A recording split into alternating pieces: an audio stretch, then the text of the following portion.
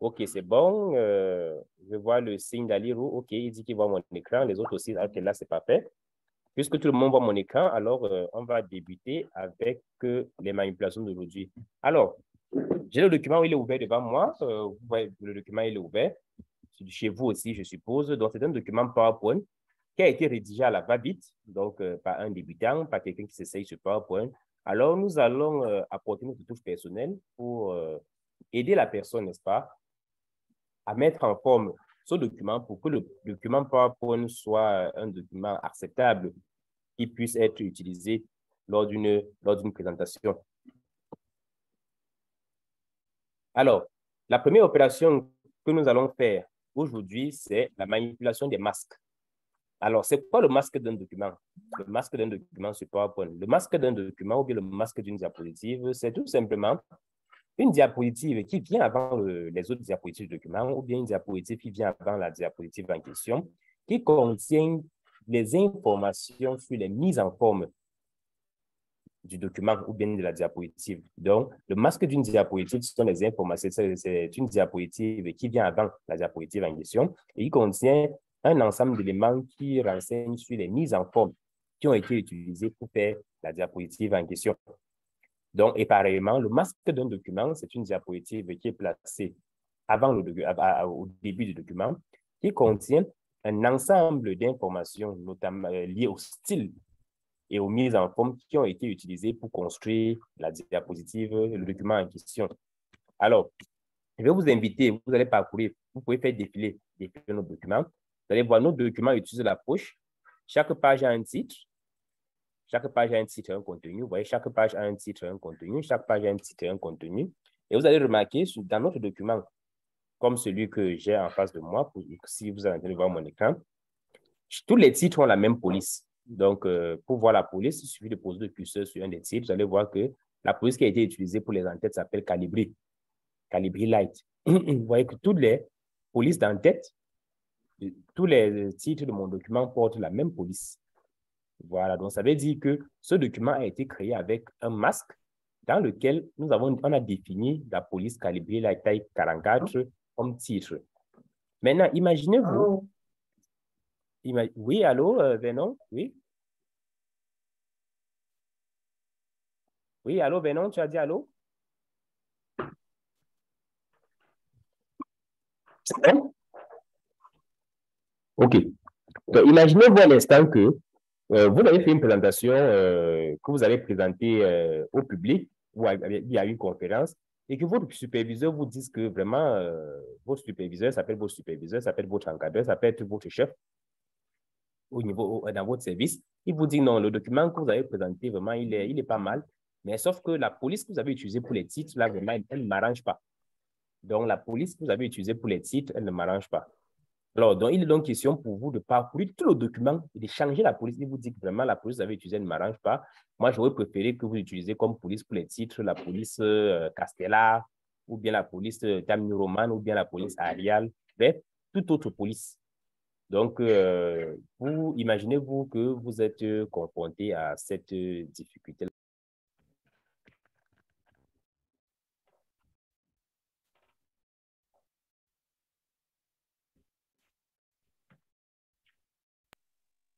Donc, imaginez-vous qu'on on vous demande de changer la police du document. Donc, on va vous dire dans tout document-là, pour tous les titres, changer la police. Vous voyez que la méthode naïve et rapide voudrait que vous parcourez chaque diapositive. Et de cette diapositive-là, vous venez là, vous sélectionnez la diapositive et vous venez au niveau de la police pour changer la police. Mais imaginez-vous le temps que cela vous prendra. S'il faut le faire sur toutes les diapositives du document, parce que nous avons ici le document, nous avons un exemple qui comporte 67 diapositives. Vous voyez que s'il faut ouvrir chaque diapositive et modifier seulement la police du titre, c'est un travail énorme. Et imaginez-vous également qu'est-ce qu'il faut modifier qu'il faille modifier la police du titre, modifier la police des sous-titres ou bien modifier la police des légendes et autres. Vous voyez que c'est une tâche qui sera très fastidieuse. Donc, on va donc voir comment, avec le masque de document, on peut faire cette modification en une fois et de façon globale. Alors, comment est-ce qu'on fait pour afficher le masque? Je vous ai dit que le masque d'un document, tout document PowerPoint comporte un masque. Et sauf que par défaut, lorsque le document il est ouvert, comme c'est le cas devant moi là, le masque, on ne voit pas le masque. Donc, la première étape pour changer la police d'un document de façon globale, il faut faire afficher le masque. Alors, pour faire afficher le masque, on va cliquer sur affichage. Donc, on clique sur affichage là. Donc, vous pouvez suivre d'abord ce que je fais. Après, vous allez pratiquer. Donc, nous cliquons sur affichage. Après avoir cliqué sur affichage, vous allez voir là, masque des diapositives. Donc, je clique sur masque des diapositives. Alors, quand je clique sur masque des diapositives, vous allez voir qu'il y a cette première diapositive qui n'était pas là au départ, qui va apparaître. Vous voyez, il y a cette première diapositive qui n'était pas là au départ, qui va apparaître. Je reviens, je vais annuler l'opération que je viens de faire. Vous voyez, voici mon PowerPoint, voici mon document. Alors, quand je viens au niveau de l'affichage et que je clique sur masque des diapositives, vous voyez, j'ai une première diapositive là qui apparaît, qui n'était pas là au départ. C'est cette diapositive qui s'appelle le masque de la diapositive. Et si je déroule la suite du document, pour chacune des autres pages ou bien pour chaque slide, j'aurai un masque parce que vous avez vu les différentes diapositives n'avaient pas forcément le même design. Donc, pour chacun également, j'ai un masque personnalisé. Alors, ce que je vais faire, c'est pour modifier donc, la police du titre de mon document, surtout les diapositives de façon globale en une seule fois, je vais cliquer sur le masque, donc sur le premier élément qui apparaît là, la première diapositive là, qui s'est créée. Là, ici, il vous dit que ce document a été organisé de la façon suivante. Il comporte un titre, il y a les titres comme ceci, les sous-titres, sous-titre de deuxième niveau, sous-titre de troisième niveau, sous-titre de quatrième niveau, sous-titre de cinquième niveau. Donc, il me montre donc l'ensemble des éléments que je peux modifier sur le masque de mon document. Commençant par le titre de la diapositive, le sous-titre de la diapositive, les différents types de niveaux. Alors, si je vais donc modifier la police du titre de façon globale de mon document, donc je n'ai qu'à sélectionner celui-ci. Je vais venir au niveau de l'accueil. Au lieu de ceinture gothique, qui est la police qui a été choisie, je vais changer, peut-être je vais mettre algérienne. Et bien, quand je change la police que je mets algérienne, je peux venir là, je vais lui appliquer la couleur rouge, par exemple, ça dépend de moi.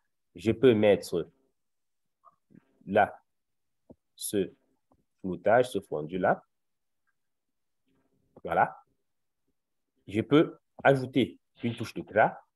Et voilà comment est-ce que mes titres seront désormais sur les autres diapositives.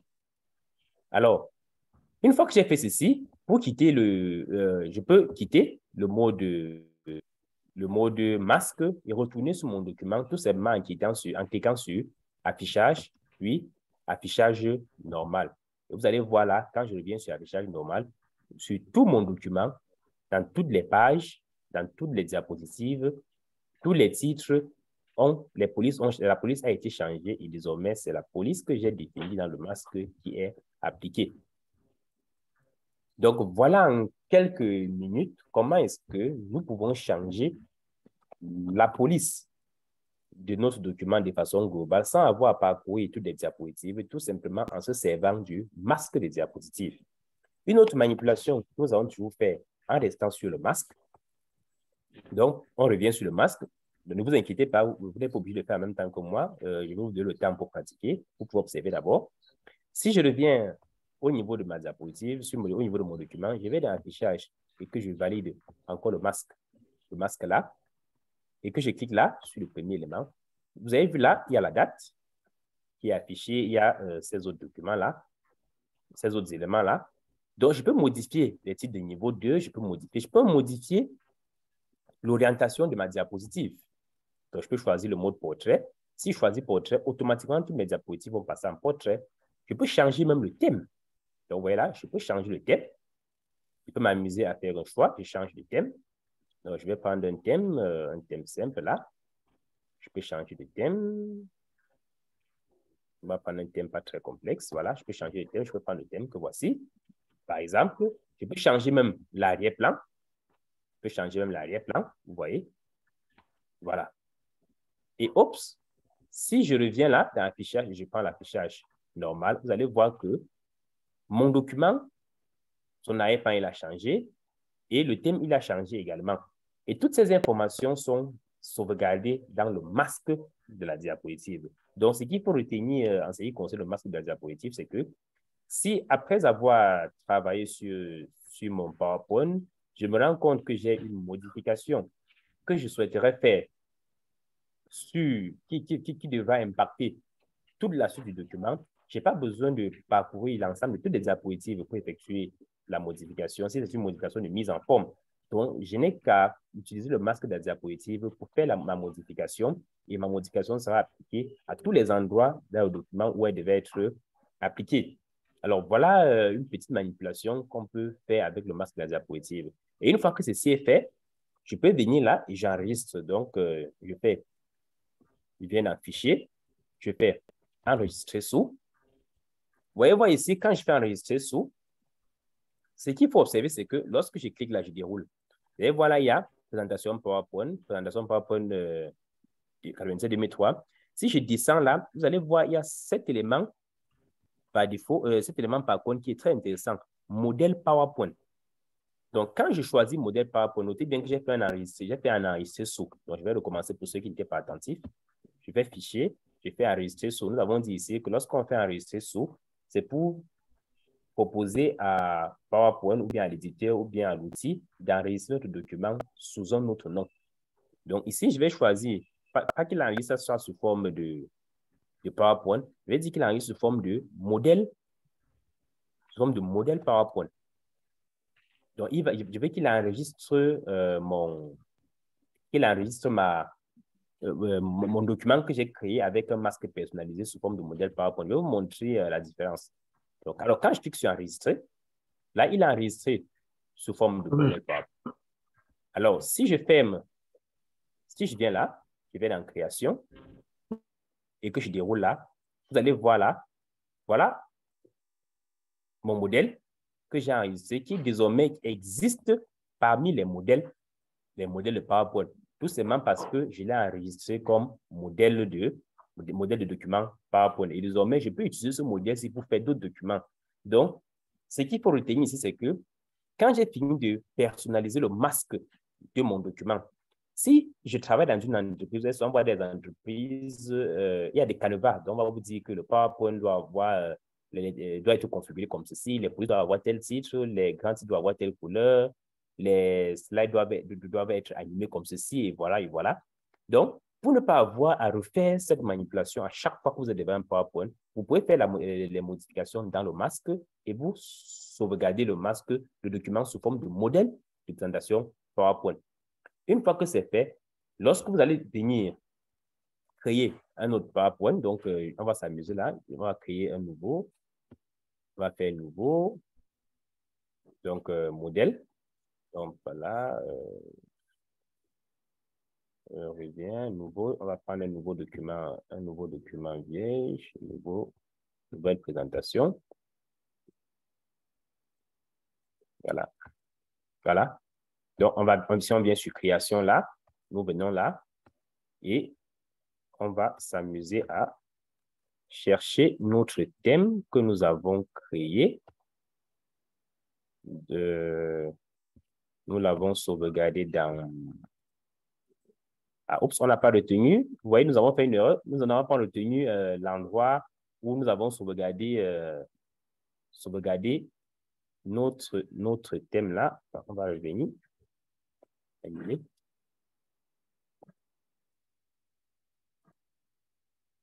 Donc, il était là. Fichier.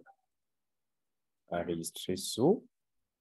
OK, là, il le sauvegarde dans Microsoft, dans les templates. Je peux choisir de le mettre, par exemple, là, dans mes documents. Donc, je vais dire, enregistre-le sous forme de... non, on va choisir, c'était modèle de document PowerPoint. Donc, voilà, modèle PowerPoint. Donc, voilà. OK, donc, on va l'enregistrer sur le modèle PowerPoint. Très bien. Donc, si je ferme là, et je reviens là,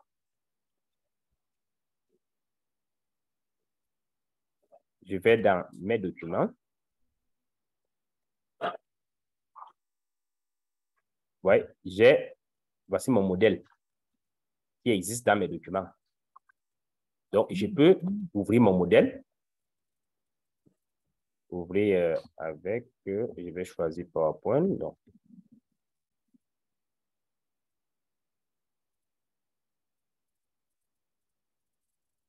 le modèle est là. Maintenant, je peux créer un document basé sur ce modèle. Je peux créer un PowerPoint basé sur ce modèle-ci. Alors, je fais là, je vais fichier. On va prendre nouveau. Nouvelle présentation. D'accord. Maintenant, au niveau, après la nouvelle présentation, on va venir là dans création. Création. On peut choisir un thème. Là, je vais prendre le modèle que j'avais. Et automatiquement, j'ai ma création sous mon modèle. Ah, oups, le partage d'écran, c'est désactivé. Désolé. Je vais le remettre. Oups, là, désolé. Le partage d'écran s'est fermé sans que je me rende compte. Alors, je vais recommencer rapidement pour que vous puissiez voir. Désolé, l'écran s'est perdu. Donc, tout à l'heure, nous étions ici. Ce que nous avons dit, c'est que nous sommes venus dans l'affichage. Nous avions le masque de diapositive, donc je recommence très rapidement. Voici le masque que nous avons personnalisé. On a changé, en ce qui concerne le masque, on a changé le thème, nous avons changé l'arrière-plan. Donc, je peux rapidement faire une autre modification ici. Donc, au niveau de la police de titre, je vais choisir, par exemple, algérienne. Voilà. Une fois que j'ai fait ceci, donc j'ai personnalisé le masque de mon document. C'est pour dire que je veux que tous les titres de mon document aient cette police-ci. Quand je finis, je viens dans format, dans affichage, autant pour moi. Je reviens à l'affichage normal. Vous avez vu, désormais, mes documents, mes titres ont la police algérienne, taille 42. Alors, maintenant, ce que j'aimerais faire de ce masque, de ce modèle, en fait, de ce masque, de ce document, un modèle, pour ne plus avoir à recommencer cette mise en forme de masque lorsque je vais créer un autre document PowerPoint. Alors, il est donc question pour moi donc, de sauvegarder ce document sous forme de modèle PowerPoint. Donc, je ne vais plus le sauvegarder comme étant une présentation, je vais sauvegarder cela comme étant un modèle. Donc, je vais venir là, dans Fichier, je vais cliquer sur Enregistrer sous, je donne le nom. Donc, exemple, tout à l'heure, il s'appelait exemple numéro 1, je peux l'appeler par exemple numéro 2 pour ne pas écraser l'ancien. Et là, je vais chercher modèle PowerPoint. OK, c'est lui qui est déjà affiché là, modèle PowerPoint. Je choisis, je cherche là où je vais stocker mon modèle. Donc, pour mon cas, je vais le stocker dans mes documents. Là, je clique sur Enregistrer. Donc, quand je clique sur Enregistrer, donc, il n'enregistre pas tout le document, c'est avec les textes et consoles. Non, non, il m'enregistre juste le masque. Le masque, c'est-à-dire que l'ensemble des mises en forme, des styles et des designs que je peux réutiliser plus tard pour faire notre document PowerPoint. Alors, donc, je vais fermer ceci. On va donc ouvrir PowerPoint pour vous montrer la puissance du masque. Donc, je vais ouvrir un nouveau document PowerPoint qui sera cette fois-ci tout vierge. Voilà. Maintenant, vous voyez, il est vierge, il n'a pas de mise en forme. Maintenant, je souhaiterais donc que ce document-ci ait le même masque que le document précédent dont j'ai sauvegardé le masque. Donc, je vais venir au niveau de création. Je clique sur cette flèche-ci. Je vais aller sur rechercher les thèmes. Donc, quand je clique sur rechercher des thèmes, je vais donc fouiller dans mon audio.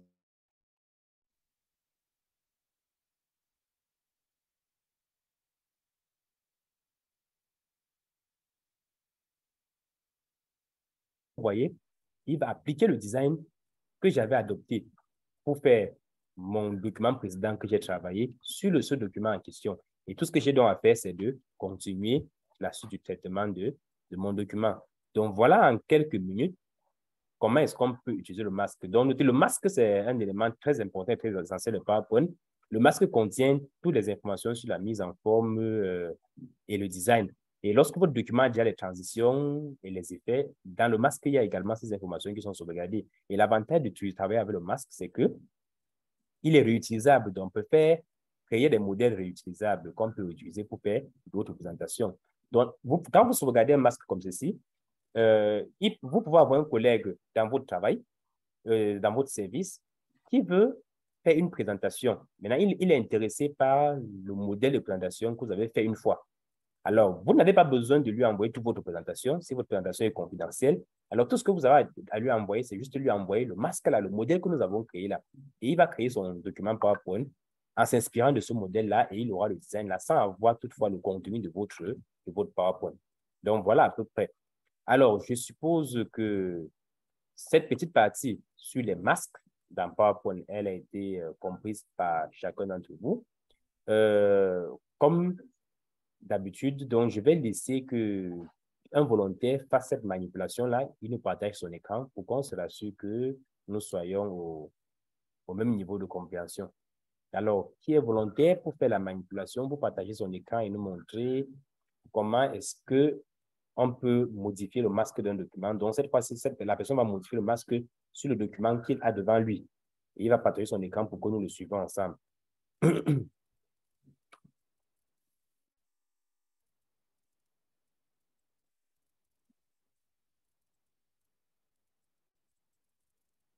Ali Rouvertement, qui d'autre est là, Guy, un volontaire, soyez courageux, vous êtes des hommes.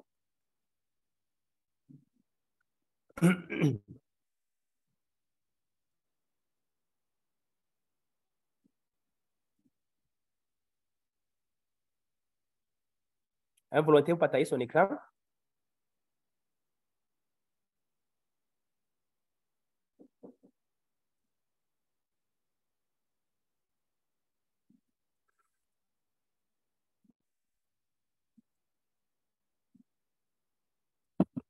Oula, il n'y a personne qui est courageux là pour... Ok, très bien. Ali Roué est volontaire, il veut partager son écran. D'accord, Ali, je vais désactiver le partage de mon écran et je vais te dicter les tâches que tu auras effectuées pour la création du masque. On va le faire ensemble et nous allons suivre l'évolution sur ton écran. Alors, vas-y, partage-nous ton écran.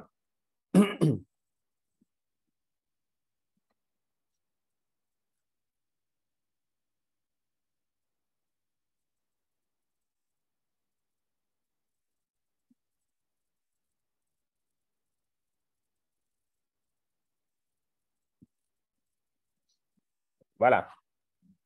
Là, tu es très avancé, tu es très avancé. Reviens là, reviens. Clique sur affichage normal pour que tout le monde voit les étapes. Voilà, très bien, là, c'est parfait. OK, donc, crée-nous le masque de ce document et tu vas le sauvegarder. OK, vas-y. Tu peux le faire en parlant.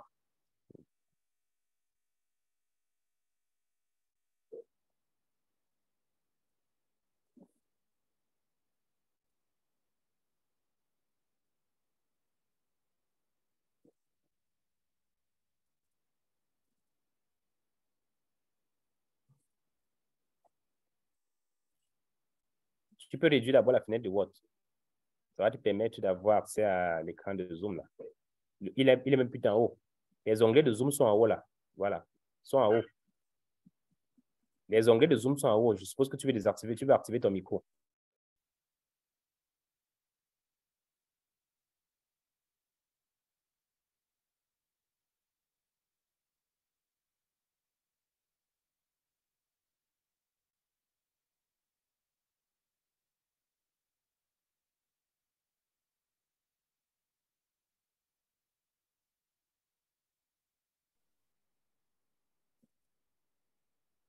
Allô? Oui.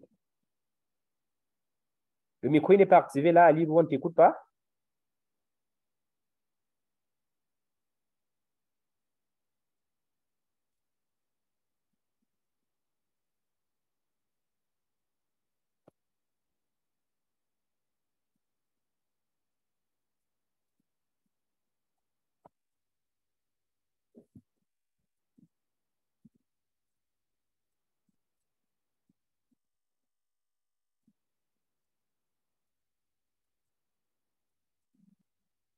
Allô, Ali, ou est-ce que tu peux activer ton micro pour que nous puissions t'écouter?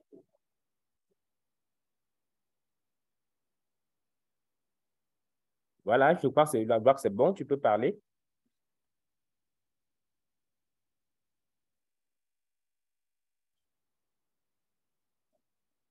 Allô?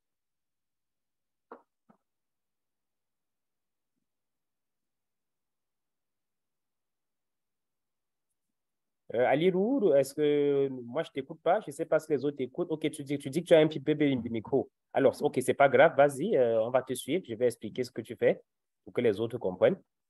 Vas-y, vas-y. Ok, là, il a déjà cliqué sur affichage, puis il a cliqué sur masque.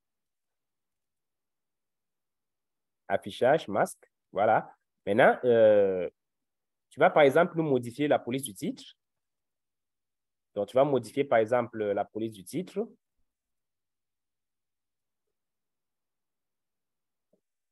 Donc, pour modifier la police du style du titre, donc tu vas sélectionner le titre là et tu vas choisir une autre police.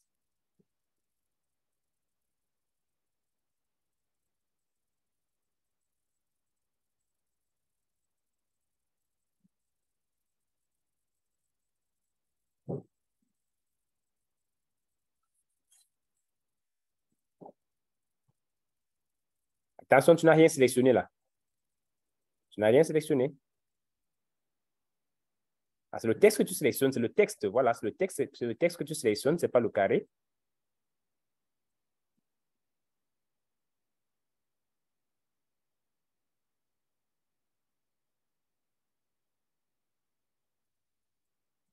Voilà, ça c'est parfait. Très bien. Maintenant, ce que tu peux faire, c'est que tu changes l'arrière-plan. Tu peux changer l'arrière-plan également. Tu peux changer l'arrière-plan des diapositives. L'arrière-plan, l'arrière-plan. Ton écran, il est tout petit là. Ton écran, il est tout petit. Tu peux l'agrandir. Voilà. OK. Donc, reviens dans le formatage, affichage. Affichage, affichage là. Non, non, non, non, non. Pourquoi tu réduis l'écran à chaque fois? OK, là, c'est bon. Donc, va sur la formatage. Tu vas dans les formatages. Format, juste après affichage. Juste après affichage, juste après affichage.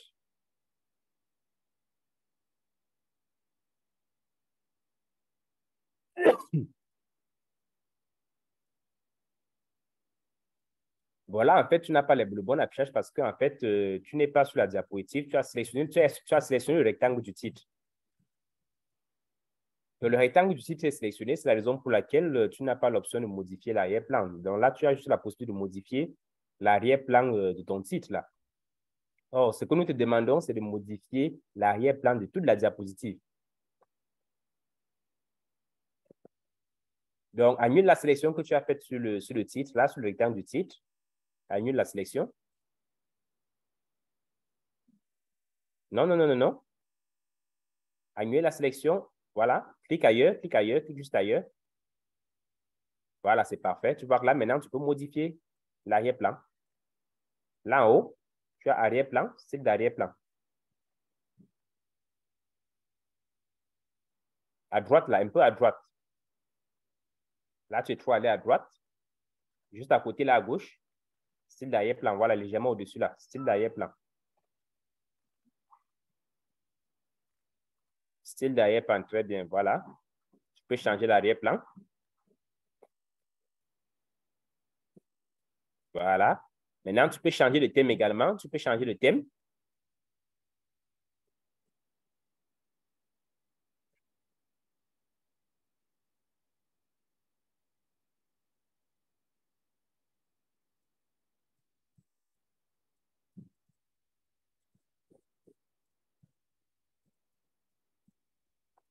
Voilà, c'est parfait. Tu peux changer les couleurs du thème également si tu veux. Change les couleurs du thème. À côté des thèmes là, tu as la possibilité de changer les couleurs du thème.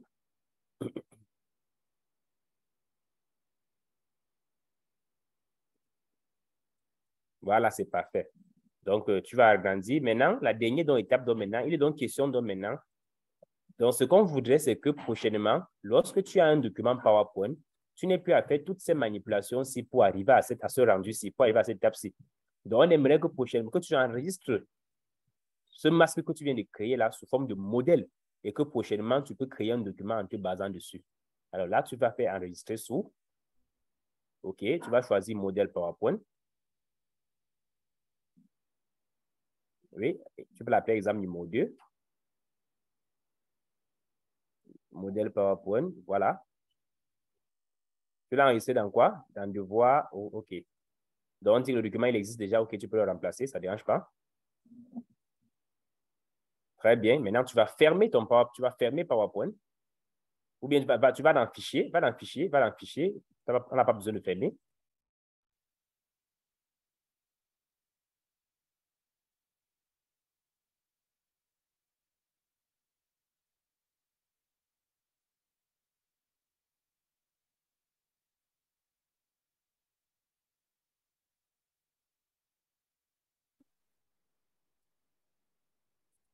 Tu vas nouveau document. Tu vas créer un nouveau document vierge. Nouveau document, nouveau. Voilà. Tu crées un document tout blanc.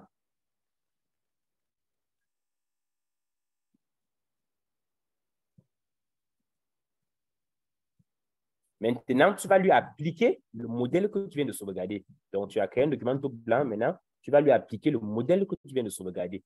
Donc, tu vas dans Création.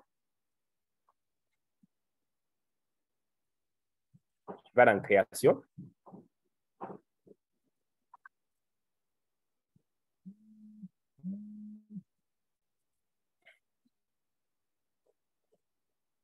Non, là, tu vas aller très vite. Là, tu vas aller très vite. Voilà, Création.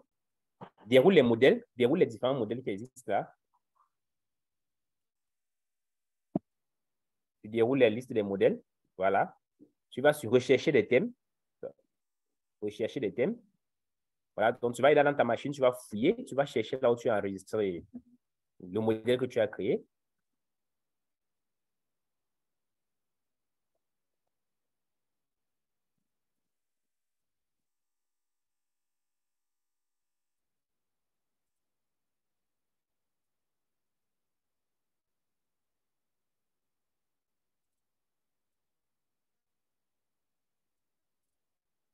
C'est pas lui, c'était pas là-bas que tu l'as enregistré. Tu l'as enregistré dans, il s'appelait cours, c'était cours source, quelque chose de ce genre.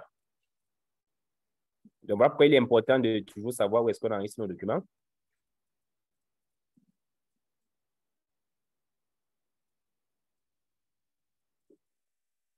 Tu ne te souviens pas de là où tu as enregistré, c'est ça?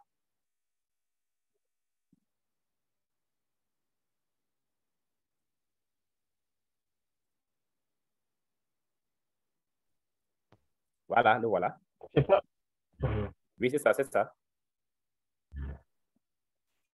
OK, très bien, tu vois. Donc, voilà comment est-ce qu'on peut enregistrer un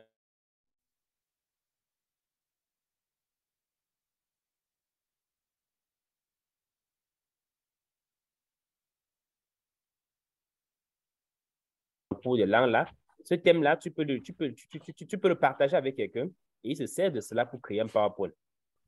Voilà, donc voilà un peu à quoi sert le masque dans un document PowerPoint. Alors, je suppose que tout le monde a compris. Si personne n'a une question en ce qui concerne l'utilisation du masque, donc nous allons évoluer vers les éléments suivants de la séance d'aujourd'hui. Alors, Jean, je vais te demander de me repasser l'écran pour que je puisse partager et je vais continuer avec les autres éléments. OK, voilà.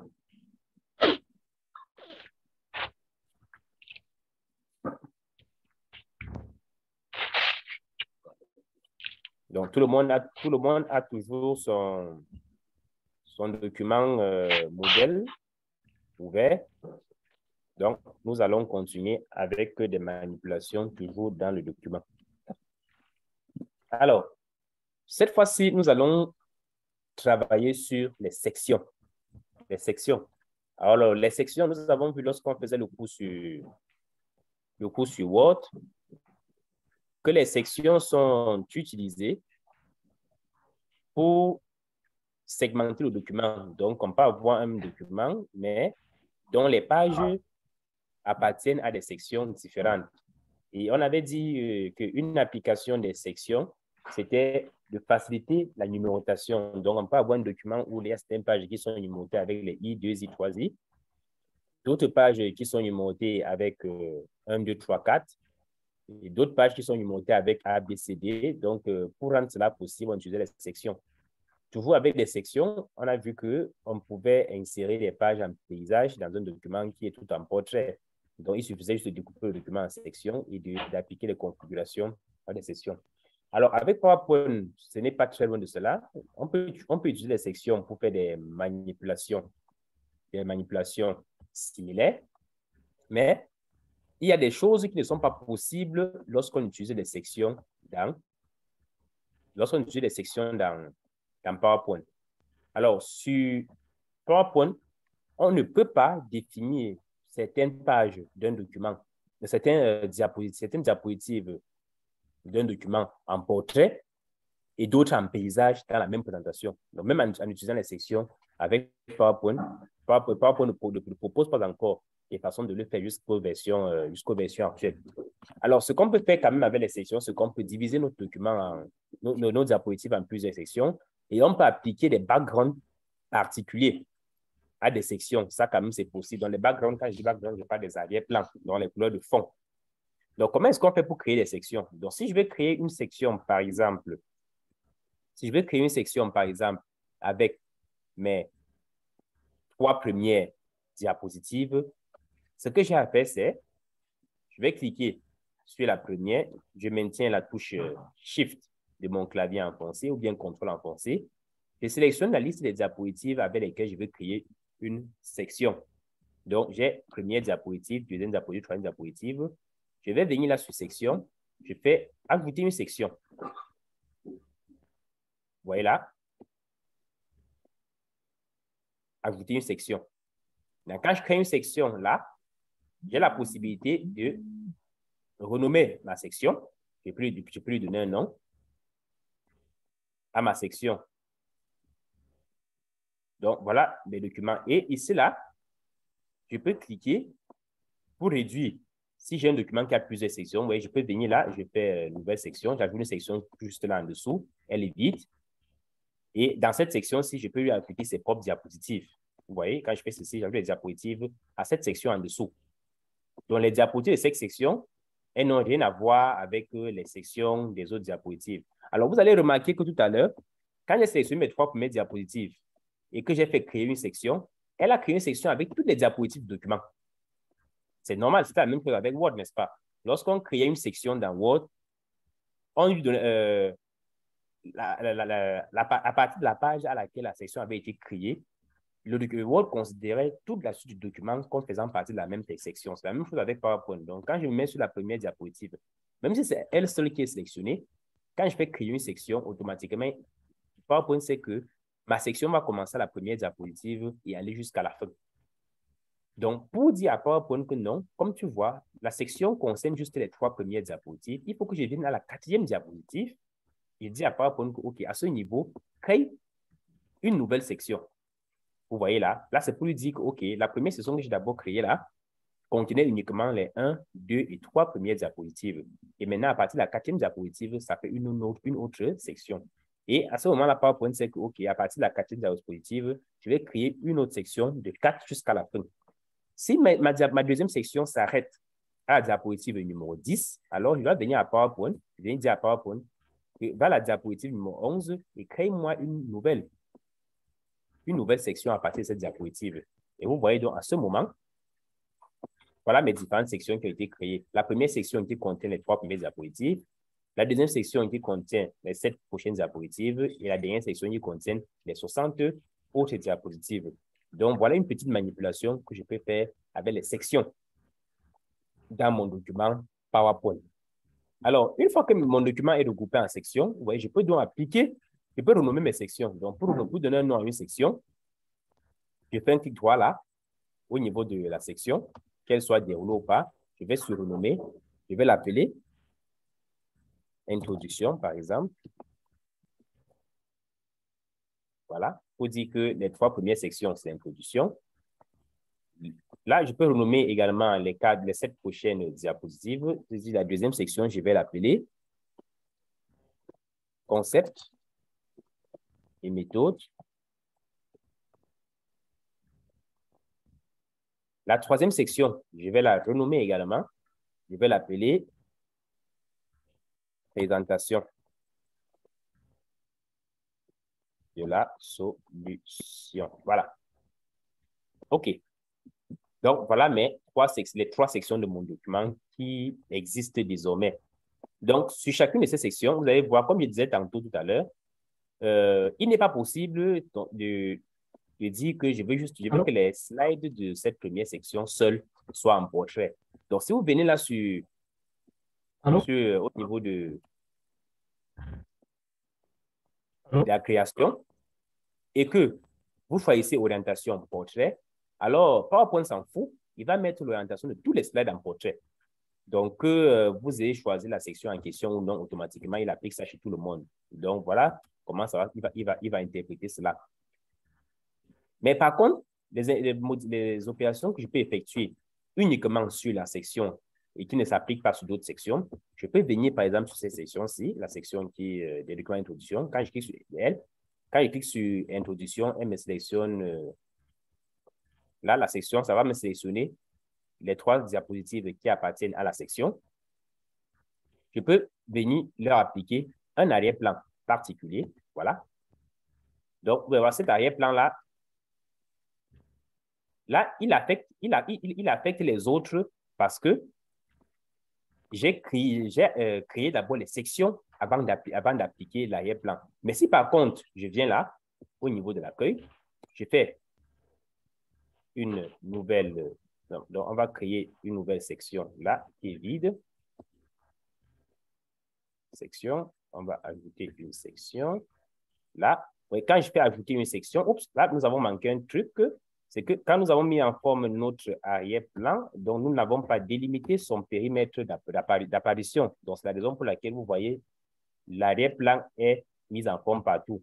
Donc, ce qu'on va faire, c'est que on va venir, nous allons retourner à l'étape initiale et refaire ce que nous avons loupé là. Allô? Oui, allô? Une question? Oui, oui, une question. Pour Oui. la création des sections, là, si vous pouvez répéter ça, je n'ai pas saisi là.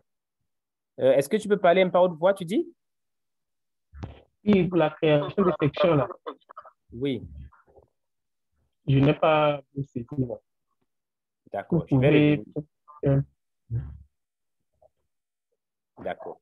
Je reviens là, je vais utiliser les touches retour, je reviens là jusqu'à la position initiale. Je vais retourner. Voilà. Voilà mon document initialement. Donc, vous le voyez là. Donc, je vais créer les... Allô? Oui, allô? Oui, je vais créer les sections dans mon document. Donc, je vais répondre à la question de Alilo qui dit qu'il n'a pas compris comment est-ce que les sections se créent. Donc, voici mon document, voici les diapositives qui sont alignées là, telles que vous le voyez. Alors, je vais segmenter mon document en sections. Alors, ce que je fais, c'est que je vais faire comme dans Word. Donc, je vais venir ici.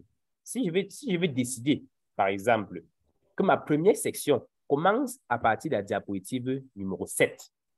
Vous voyez, je vais cliquer sur la diapositive numéro 7. Je viens là sur section, je vais faire ajouter une section.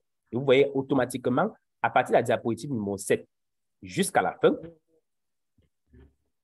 là, ça appartient à une section qui est désormais différente de la première section qui contient les 6 premiers slides. Et si je veux augmenter les sections dans mon document, je peux venir là, je dis encore, à partir de la diapositive numéro 40, crée-moi une nouvelle section. Vous voyez? Donc, vous allez voir, donc, si je réduis donc là, je réduis mes différentes sections là avec cette petite flèche, je réduis. Vous allez voir que mon document là, on a une section, on a deux sections et on a la première section au départ qui contient les 6 premières diapositives que j'ai sautées. Donc, voilà comment est-ce qu'on fait pour créer les sections. Donc, ce qu'il faut noter, c'est que lorsque je vais créer les sections dans mon document, je me positionne à la diapositive à partir de laquelle je veux créer la section.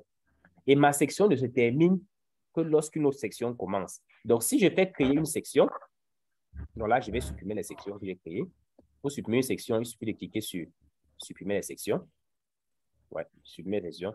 Donc, pour marquer qu'une section est terminée, il faut indiquer à PowerPoint qu'une autre section est en train de commencer. Donc, c'est le début d'une autre section qui indique la fin de la section précédente.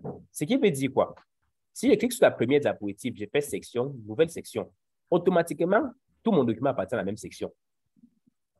Donc, pour indiquer à PowerPoint que non, ma section ne concerne que les diapositives 1, 2, 3, 4, 5, 6, 7, 8, 9 et 10, et que la section 11, et que la diapositive 11, autant pour moi, ne fait pas partie de la section que j'ai créée. Donc, je vais venir à la diapositive numéro 11 et dire à PowerPoint qu'à partir de là, crée-moi une nouvelle section. Et vous allez voir, donc, c'est à ce moment-là donc, que PowerPoint va donc détacher la section que j'ai créée précédemment de l'autre section que je viens de créer. Donc, PowerPoint sait qu'une section est finie lorsque vous lui indiquez qu'une autre section est sur le point de commencer. Donc, jusque-là, je suppose que c'est bon. Maintenant, à ce niveau, lorsque nous avons une section, on peut renommer la section. Donc, on va lui donner à cette section, par exemple, le nom Introduction. Là, je clique sur renommer. Cette autre section, je vais lui donner le nom, peut-être corps de la présentation. Là, voilà.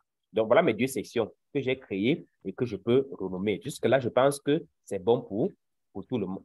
Attention, l'écran est parti. Voilà. Jusque-là, je pense que c'est bon pour tout le monde. Donc, j'ai mes sections là qui sont positionnées là. Donc, création d'une section, c'est facile. Je suis dans l'accueil, section, ajouter une section. Pour supprimer les sections, une fois que la section est créée, je fais un clic droit sur la section. J'ai supprimé la section des diapositives. Si je clique sur supprimer la section et les diapositives, ça va me supprimer la section et toutes les diapositives de la section, qui n'est pas forcément ce que je veux.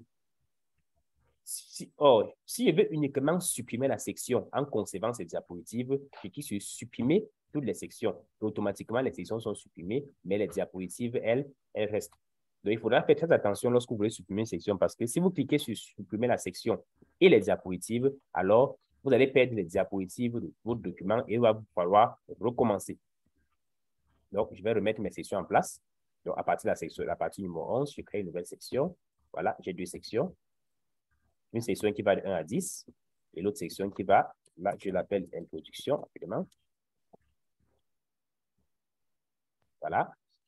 Et l'autre là, je l'appelle,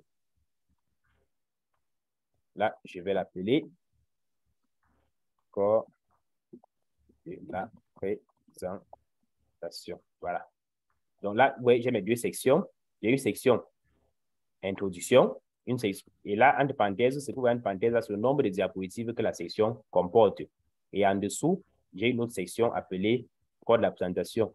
Donc, pour dérouler les sections, je mets cette petite flèche que vous voyez là à côté. Ça me permet de dérouler les sections. Donc, voilà comment est-ce que je fais pour manipuler mes sections. Maintenant, une fois que les sections, elles sont créées, je peux décider pour une section particulière de lui appliquer un certain nombre de traitements. Vous voyez? Sans que ce traitement-là ne soit en train d'affecter les autres sections de mon document. Donc, c'est ce qu'on va voir donc tout de suite là. Comment est-ce que je peux appliquer un traitement à une section sans que ce traitement-là n'affecte les autres sections de mon document. Alors, ce que nous allons faire, c'est que, donc, je vais revenir là. J'ai mes sections là. J'ai section 1 qui est introduction. J'ai la section numéro 2 qui est corps de la présentation. Donc, je vais appliquer un arrière-plan particulier à la section numéro 1. Vous voyez mon écran, j'espère? Allô? Il y a quelqu'un qui est... L'écran est parti là. OK, bon, je vais partager une fois tout l'écran parce que quand je navigue entre les fenêtres là, vous finissez par perdre le partage. OK, quand c'est bon, faites-moi signe.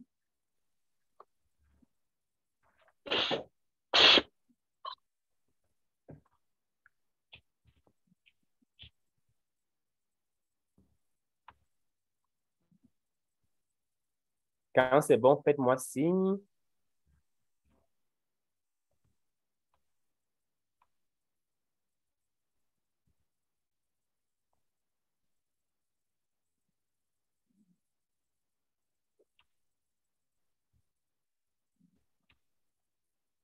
C'est bon, vous voyez mon écran déjà?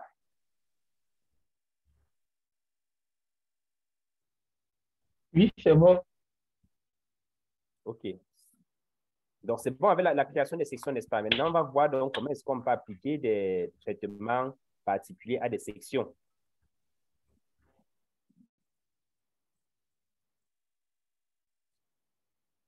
Donc, la première manipulation que je vais faire, c'est je vais modifier, vous montrer comment est-ce que je peux changer l'arrière-plan des diapositives de la section numéro 1. Donc, sans que cet arrière-plan-là n'influence sur les autres diapositives. Là, on est d'accord.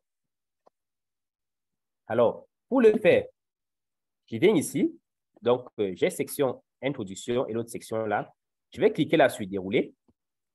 Quand je clique sur dérouler, regardez bien le petit jeu qui se fait là.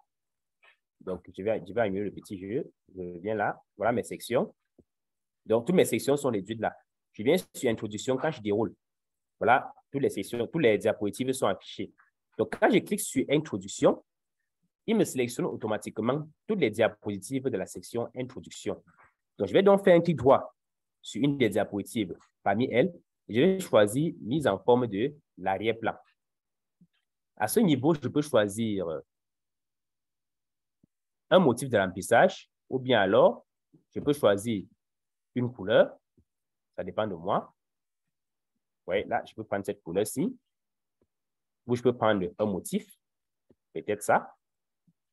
Maintenant, un motif qui est basé peut-être sur cette couleur sombre, cette couleur qui est un peu profil bleu. Voilà, par exemple. Donc, quand je fais ça, attention, si je clique sur appliquer partout, ce motif sera appliqué sur toutes les diapositives de mon document, y compris les autres sections. Or, si je veux seulement appliquer sur les sections, sur les slides de la section que j'ai sélectionnée, alors, une fois que j'ai cliqué dessus, ici, et que j'ai été satisfait du rendu que je veux, je clique tout simplement sur fermer. Et vous allez voir là, cet arrière-plan sera appliqué uniquement sur les diapositives de la section numéro 1. Les autres sections de mon document n'auront pas cet arrière-plan-là. Donc, voilà comment est-ce que je peux définir un arrière-plan personnalisé pour les différentes sections de mon document. Donc, je viens ici là sur la section numéro 2. Je peux décider de créer une troisième section, donc qui commence à la page 30, là. Je fais ajouter une section, à partir de la page 30, vous voyez là, j'ai une section. Je peux donc décider également ici de lui appliquer un style d'arrière-plan particulier. Je fais un clic droit là sur une des diapositives, mise en forme de l'arrière-plan. Là, je vais choisir cette fois-ci une couleur. Je peux choisir cette couleur-ci. Quand je fais ça, si je clique sur appliquer partout, ça va appliquer sur toutes les diapositives de mon document. Or, je vais seulement appliquer cela sur les diapositives de la section qui est en cours. Donc, une fois que j'ai fait ceci, je clique sur fermer et automatiquement, vous allez voir comment mon document a des arrière-plans différents par section. Ouais, là, ici, ça, j'ai le bleu. Là, au milieu, j'ai le blanc. En dessous, là, j'ai une sorte d'orange et autres là. Donc, vous voyez comment est-ce que je peux faire des manipulations, appliquer des designs particuliers aux sections de mon document, donc notamment en passant par l'arrière-plan. Mais je vous ai dit ici tout à l'heure que il n'est pas possible de modifier les mises en forme, de changer l'orientation portrait paysage dans le même document PowerPoint, comme on le fait dans Word, en mettant les documents, les pages en paysage et d'autres pages en portrait à l'intérieur du même document. Donc, chez PowerPoint, ce n'est pas encore possible. Donc, voilà quelques manipulations basiques qu'on peut faire avec les sections. Alors, je ne sais pas si quelqu'un parmi vous a une préoccupation par rapport à cela. Sinon, je vais passer la main à quelqu'un pour qu'il fasse la manipulation de son côté. On va observer ensemble et on va le guider si la personne a des préoccupations ou bien s'il a des difficultés.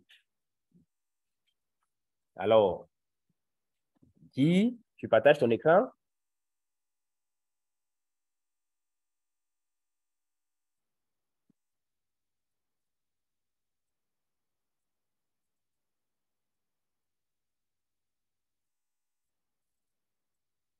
Guy, tu partages ton écran là?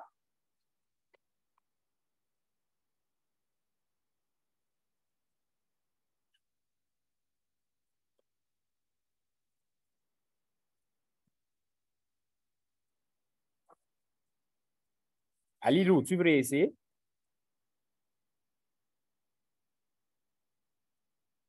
Alilou, tu veux réessayer? Tu veux faire le partage? Tu veux refaire la manipulation? Guy, tu veux refaire? Ben non, il a un petit problème de connexion. Il vient, il va là.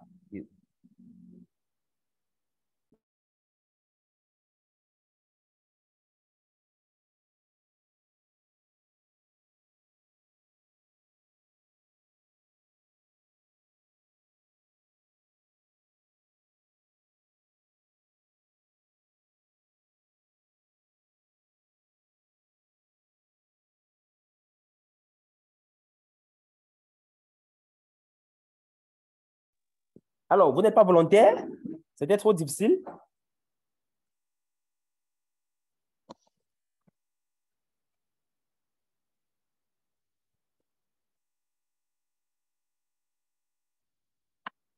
Allô?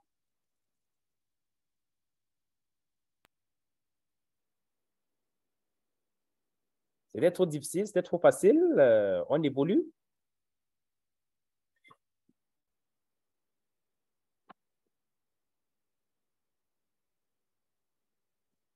Vous permettez qu'on évolue?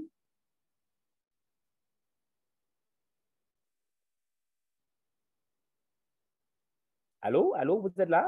Vous n'êtes pas là à la pause, j'espère.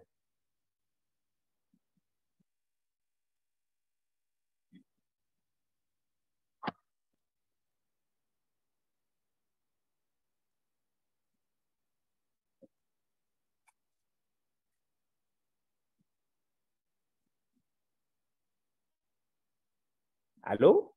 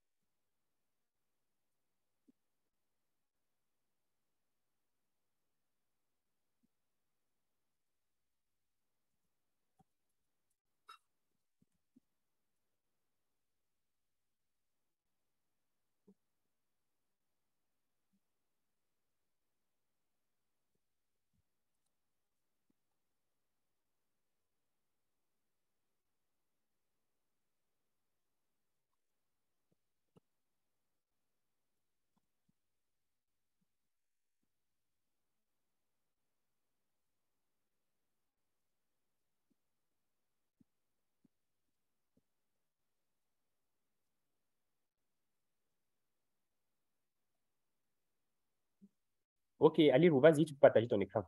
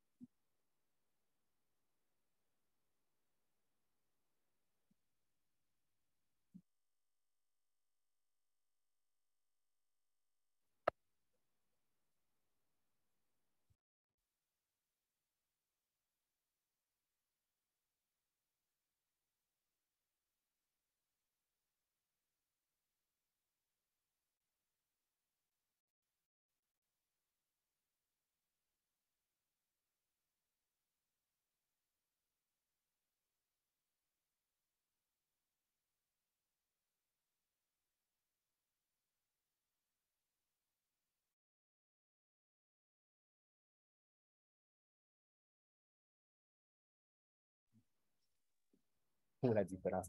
Allô? Allô? Oui, Alirou, qu'est-ce que tu fais? Tu es encore sur le masque des diapositives. Je croyais que tu voulais faire la manipulation sur les sections.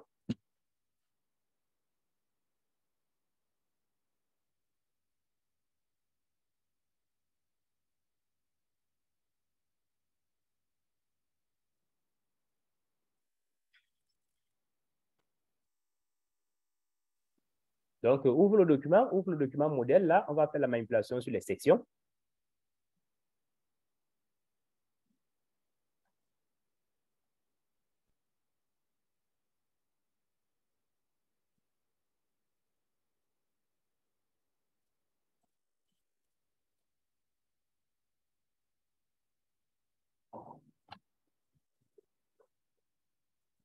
Non, non, non, ouvre le document, ouvre le document de travail, là, le document exemple que j'ai envoyé dans WhatsApp, là. Ouvre le document exemple que j'ai envoyé dans WhatsApp. Le document qui est complet, là, qui a... Oui, oui, tu peux prendre celui-là. Oui, tu peux le prendre, tu annules juste le masque. Oui, clique sur désactiver le masque là en haut. Clique en haut là sur désactiver le masque.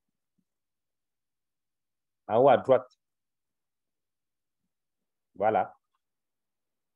Voilà. Donc, créer des sections. Donc, tu vas créer 4 sections. La première section va aller de la page 1. Va aller du slide 1 jusqu'au slide 5. La deuxième section du slide 6. Non, pas dans création, dans accueil, voilà.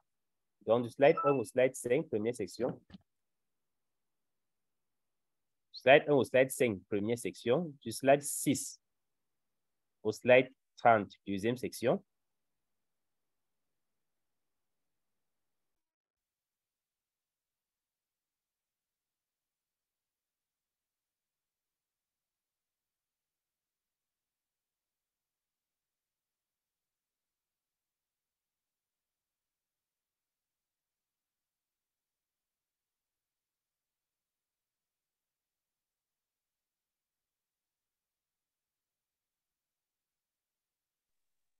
OK, là, la première section a dit que ça va de la diapositive 1 à la diapositive 5. La deuxième section, elle va de la diapositive 6. Donc, tu as déjà créé la première section? Où est la première section? Voilà, tu vas sur section. Tu vas sur section. Oui, voilà. Nouvelle section, ajouter une section. Très bien. Maintenant, pour indiquer, vous voyez, quand tu crées une section par défaut, PowerPoint sait que tout ton document fait partie de la même section, en fait. Donc, maintenant, il est question de lui indiquer qu'en fait, la section que tu as créée s'arrête à la diapositive 5. Donc, pour le faire, tu dois aller te mettre à la diapositive 6 et indiquer à PowerPoint que la prochaine section commence à la diapositive 6.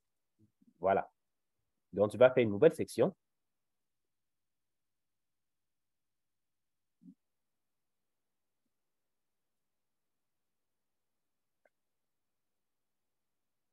Ajouter une section, oui. Voilà, tu vois. À partir de la diapositive 6, désormais, ça fait partie d'une section. Maintenant, tu vas aller dans la diapositive 40, tu mets la diapositive 40 et dire à partir de la diapositive 41, c'est une nouvelle section. À partir de la diapositive 41, c'est une nouvelle section. Voilà. Très bien. Donc, voilà dans notre document qui a 3 sections. Donc, la deuxième manipulation que tu vas faire, c'est que tu vas donner un nom à chaque section. Dans la première section, tu vas l'appeler avant-propos.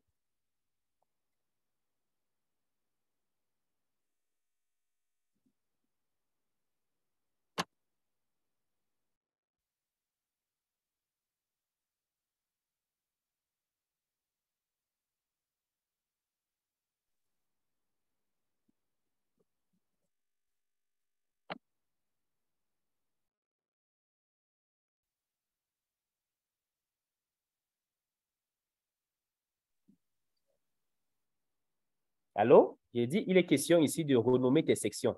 Dans la première section, tu vas l'appeler avant-propos. Donc, remonte, va à la section numéro 1. Remonte là. Non, non, non, non, non, non. Vas-y, remonte. Voilà.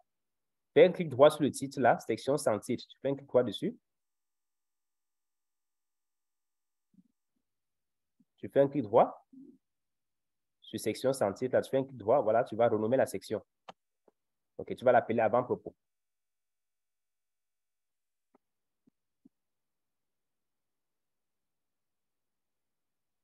Tu vas l'appeler avant-propos.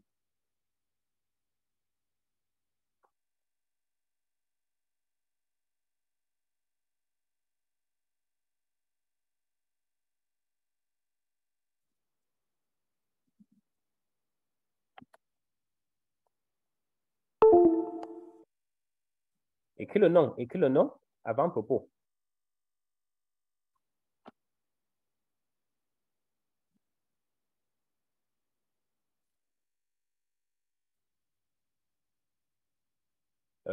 Ton logiciel là, apparemment, il a planté. On va devoir patienter un peu.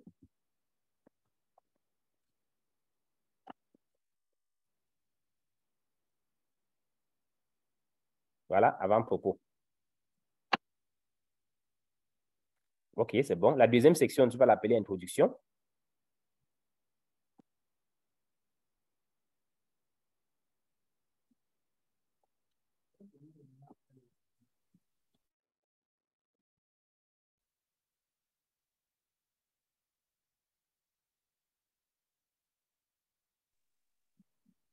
La dernière section, tu vas l'appeler contenu du programme. Donc, tu vas l'appeler contenu du programme.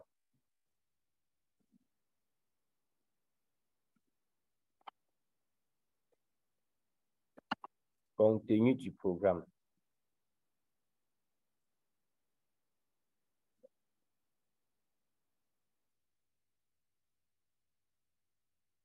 Voilà, très bien.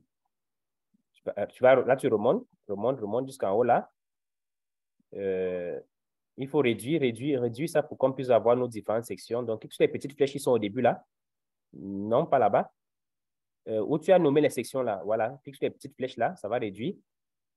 Très bien, tu réduis aussi les autres, voilà, pour qu'on puisse avoir nos différentes sections en vue. Tu réduis aussi la dernière. Voilà. Maintenant, la dernière manipulation que tu vas faire, c'est changer l'arrière-plan des diapositives de la dernière section. Donc, l'arrière-plan des diapositives de la dernière section, au lieu qu'il soit marron, il faudrait que l'arrière-plan des diapositives là soit blanc. Donc, pour le faire, on a dit que tu cliques sur le nom de la section. Donc, tu vas cliquer sur le nom de la section. Tu cliques dessus. Voilà, quand tu cliques sur le nom de la section, ça va sélectionner automatiquement toutes les diapositives de la section. Maintenant, tu vas faire un clic droit sur l'une des diapositives. Tu fais un clic droit sur l'une des diapositives qui est sélectionnée là. Voilà. Et tu vas choisir mettre en forme l'arrière-plan.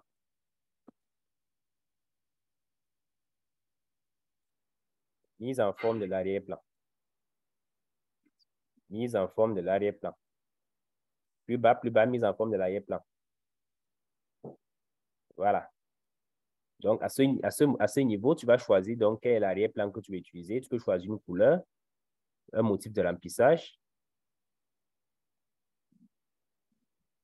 Donc, tu vas faire le choix. Remplissage, voilà. Tu choisis, tu peux choisir une couleur unie ou bien un motif. Ça dépend de toi.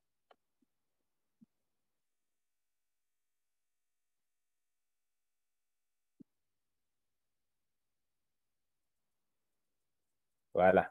Donc, on a dit quand tu fais appliquer partout, il applique sur toutes les diapositives du document. Or, nous voulons seulement appliquer uniquement sur les diapositives de la section.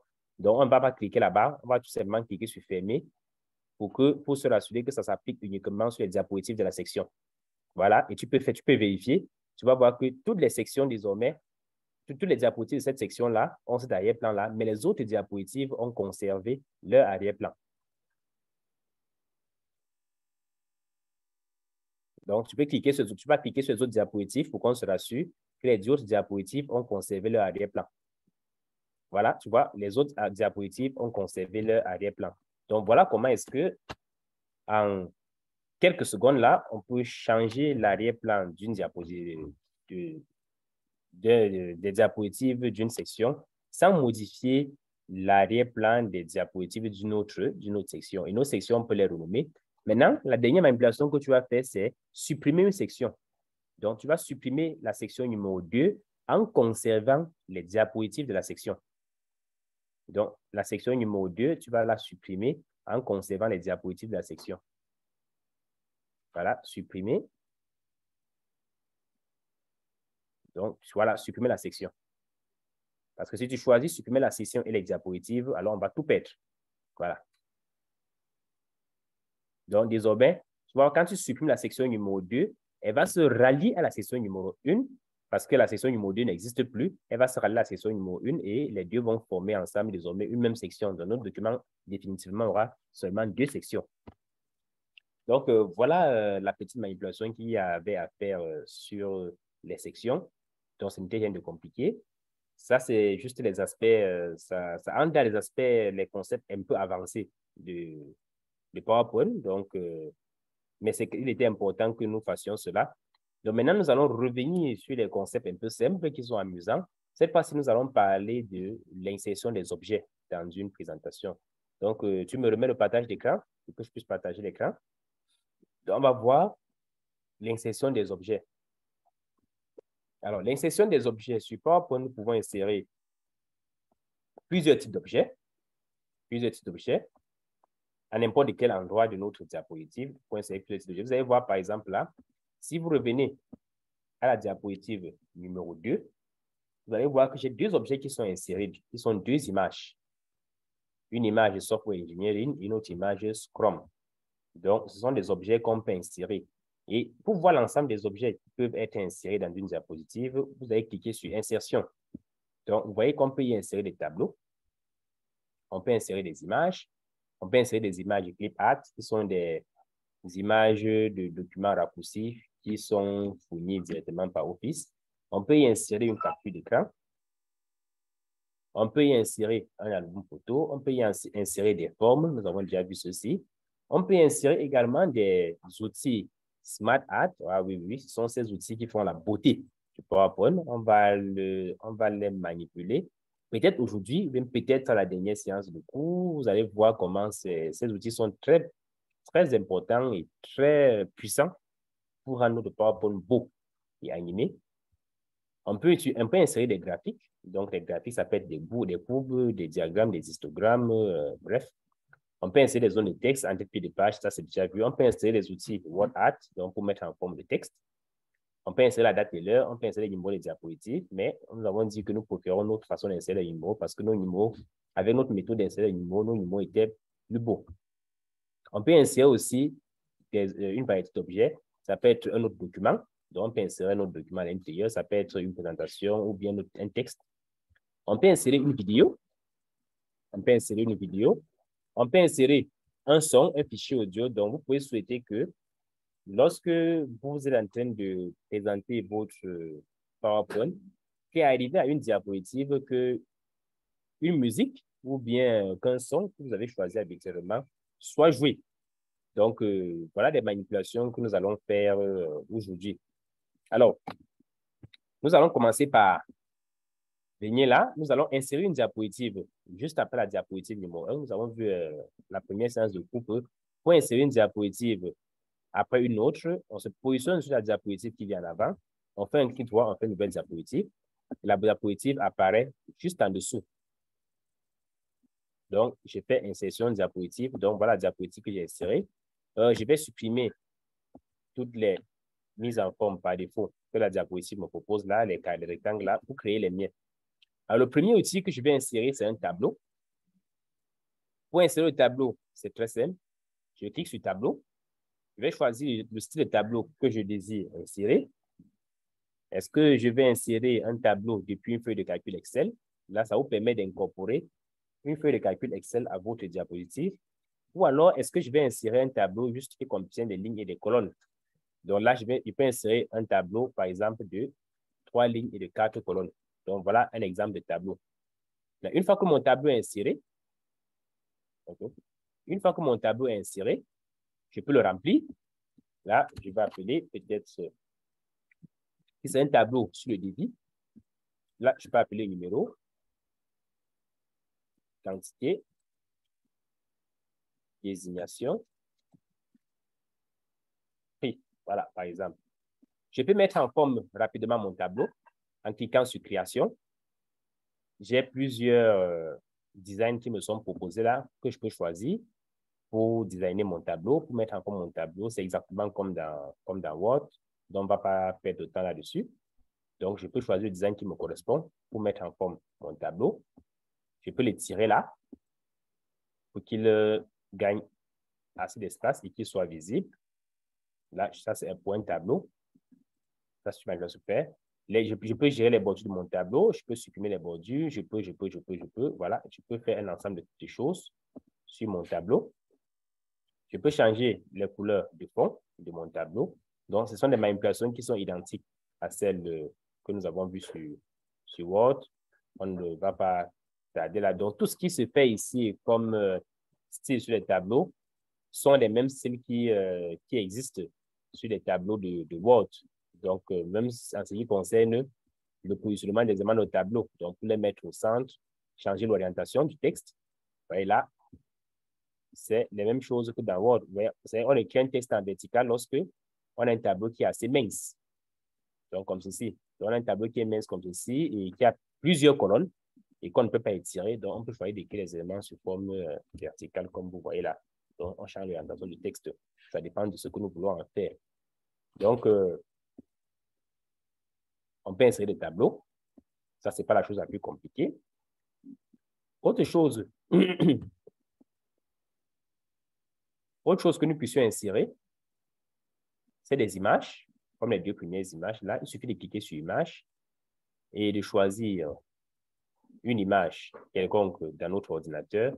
Vous voyez là, automatiquement, l'image, elle est insérée. Donc, insertion, image. Donc, je vais choisir une image.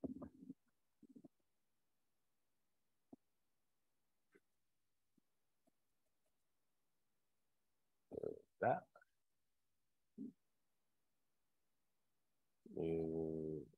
Là. Par exemple. Voilà. Voilà, j'ai inséré mon image.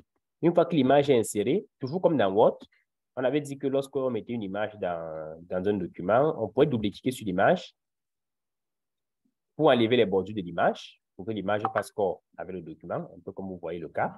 Donc, je peux mettre l'image sous forme de rondelle, mettre sous forme de rondelle sans bordure. Je peux appliquer vraiment pas mal de styles sur l'image, ça dépend quasiment de moi là. Je peux modifier même les couleurs de mon image. Donc, je peux la rendre plus claire, peut-être plus sombre. Ça, c'est les manipulations que nous connaissons déjà.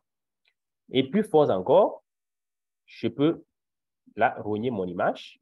S'il y a des parties non désirables que je souhaite enlever, là, je peux rogner l'image, comme ce bonhomme noir là. Je peux le virer de l'image. Une fois que j'ai fait cela, c'est bon.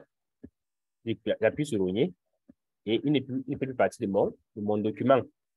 Donc, alignement de l'image, nous avons vu également, là, l'image, on la met au centre. On peut l'aligner à gauche. On peut la mettre en haut. On peut la mettre en bas. On peut l'aligner à droite. Donc, alignement de l'image, je choisis où est-ce que mon image peut être positionnée. Je peux faire roter l'image. Je peux la pivoter de 90 degrés. Je peux la remettre. Je peux la pivoter de 180 degrés. Je peux créer ce qu'on appelle un effet miroir. Voilà. Quand je fais ceci, je crée l'effet miroir. Quand je change là, ouais, ça regarde plutôt de l'autre côté. Vous voyez la dame là. Ici, elle regarde à droite. Si j'applique l'effet miroir, elle regarde à gauche. Donc, ça, c'est ce qu'on appelle l'effet miroir sur une image. Donc, je peux faire ces empreintes de manipulation sur mon image. Si mon image me paraît très grande et que je veux la garder en entièreté, vous voyez, quand je clique sur l'image, là, il y a ce cadre qui apparaît. Je viens là, je me sers de ces boules. Je vais réduire mon image. Voilà, ça me facilitera la tâche pour la positionner à l'endroit exact où je veux sur mon document, sur ma diapositive. Voilà. Pour être sûr que mon image est positionnée au centre, je n'ai qu'à venir ici, cliquer sur Aligner et je choisis Centre. Automatiquement, mon image sera positionnée au centre de ma diapositive. Donc, voilà comment est-ce qu'on peut faire pour insérer les images. Maintenant, n'oubliez jamais, lorsque vous avez un document, que ce soit Word, que ce soit Excel, que ce soit PowerPoint ou bien Publisher, n'importe lequel, lorsque votre document comporte trop d'images, le document peut devenir lourd. Vous allez voir peut-être les documents, voir parfois des gens qui pèsent les 12 mégas et autres, ça, trop d'images. Donc, vous pouvez venir là, cliquer sur compresser l'image et votre image sera compressée. Et quand elle est compressée, ça va réduire la taille de votre document. On peut faire rétablir l'image pour rétablir l'image qu'on avait initialement. Voilà. Donc, ça, c'est des manipulations que nous pouvons faire au niveau de l'insertion, insérer une image. Insertion, nous pouvons insérer une capture d'écran. Vous savez ce que c'est qu'une capture d'écran? Quand je sélectionne la capture d'écran, je peux venir, je cherche l'endroit de mon écran où je peux faire une capture. Ça peut être un échange de discussion WhatsApp, comme celui-ci. Là, je choisis, je fais la capture d'écran. Et là, automatiquement, il est inséré dans mon PowerPoint. Donc, je peux faire une capture d'écran, j'insère dans mon PowerPoint. C'est très simple à faire. Je peux également insérer un album photo, un nouvel album. Je choisis. Vous savez, un album, c'est la différence d'un album et une image, c'est qu'un album, c'est un ensemble d'images. Donc là, je vais sélectionner 1, 2, 3, 4. Donc, je sélectionne plusieurs images, insérées. Donc, voilà les images de mon album. Là, je fais créer mon album. Donc, voilà mon album photo.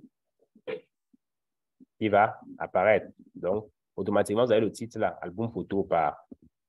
Là, le nom, c'est le nom de celui qui utilise PowerPoint. qui va se créer automatiquement là. Donc, ça veut dire que quand vous êtes en train de faire la présentation, à un moment donné, il y a un album photo qui va se créer, qui va s'afficher.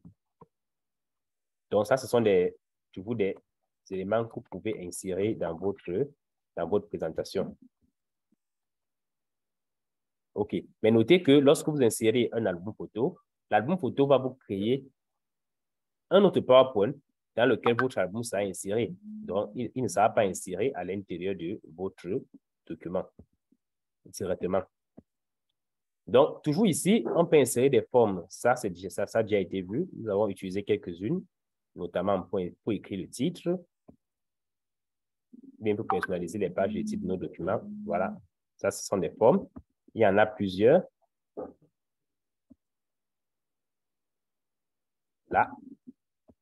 Voilà.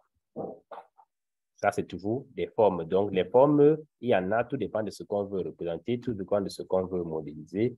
Donc, sinon, voilà l'utilisation qu'on peut faire des formes. On peut insérer également les outils SmartArt. Vous vous souvenez, on s'est bien amusé avec les outils SmartArt. On va encore davantage s'amuser avec ces outils-ci lorsqu'on va vouloir travailler les animations de nos documents PowerPoint. Mais déjà, en guise de rappel, il peut vous rappeler quelques-uns qui existaient. Et voir certaines personnes, lorsqu'ils font une présentation PowerPoint, lorsqu'ils veulent annoncer le sommaire, ils ont les sommaires parfois très jolis. Donc là, il va faire ceci. Et là, ici, il va mettre introduction. Après, corps. Et là, peut-être conclusion.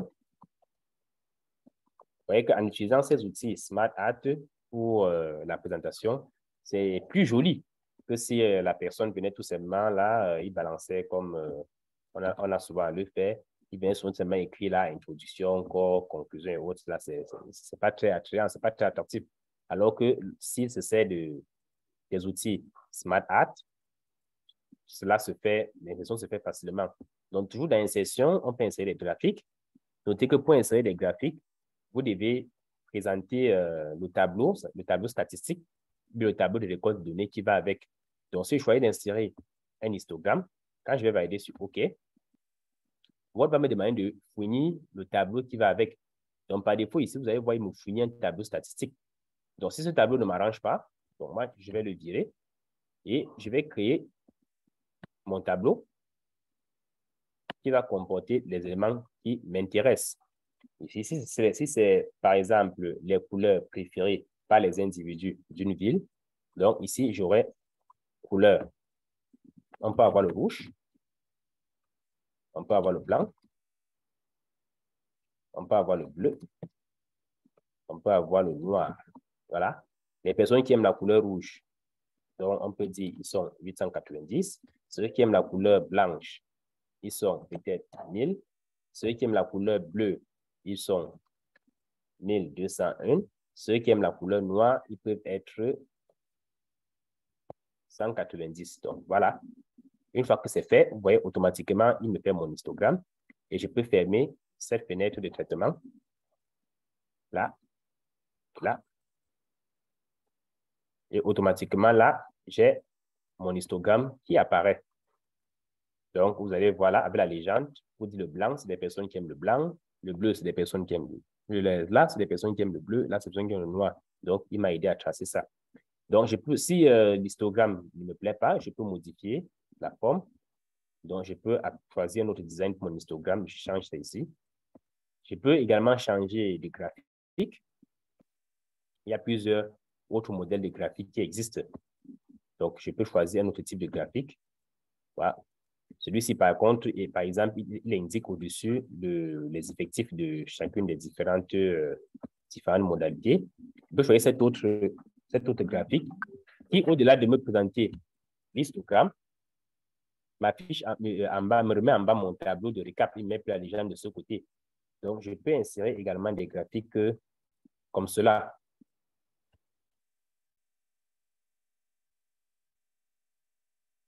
Donc, voilà comment est-ce qu'on peut insérer et manipuler des graphiques.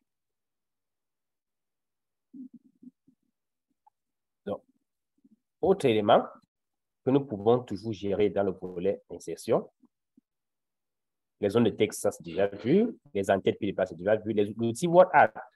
Alors, quand est-ce que l'outil WordArt est nécessaire? Vous allez voir là si je crée une zone de texte comme celle-ci. Je vais mettre du texte à l'intérieur, modifier le texte. Donc, on va dire texte de test. Quand je sélectionne là, je vais dans une section.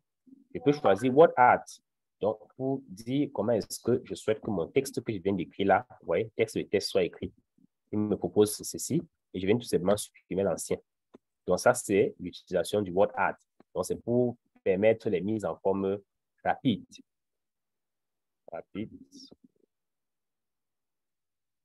Donc, il y a la barre de zoom là qui se déplace. Voilà, je vais la mettre là au fond.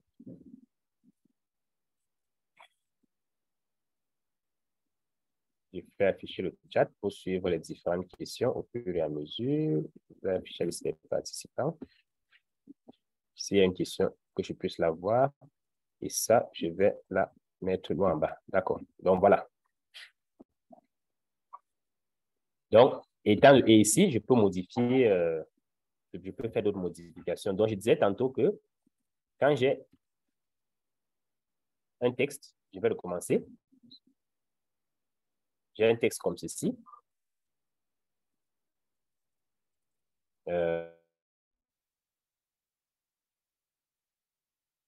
vais appeler ça introduction WordArt. Et dire, OK, je veux que mon texte il soit comme ceci.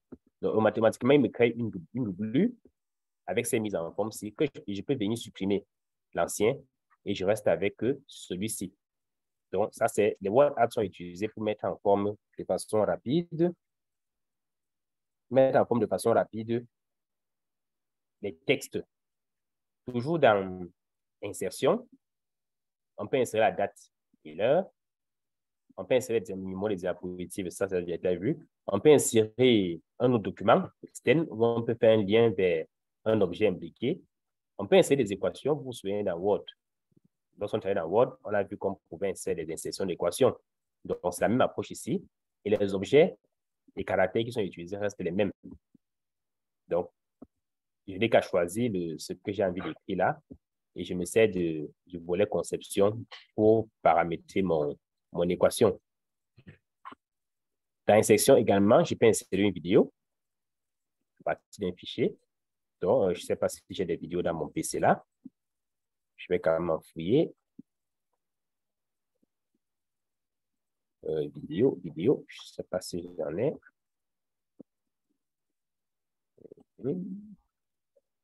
Média. Bon, peut-être film et série là.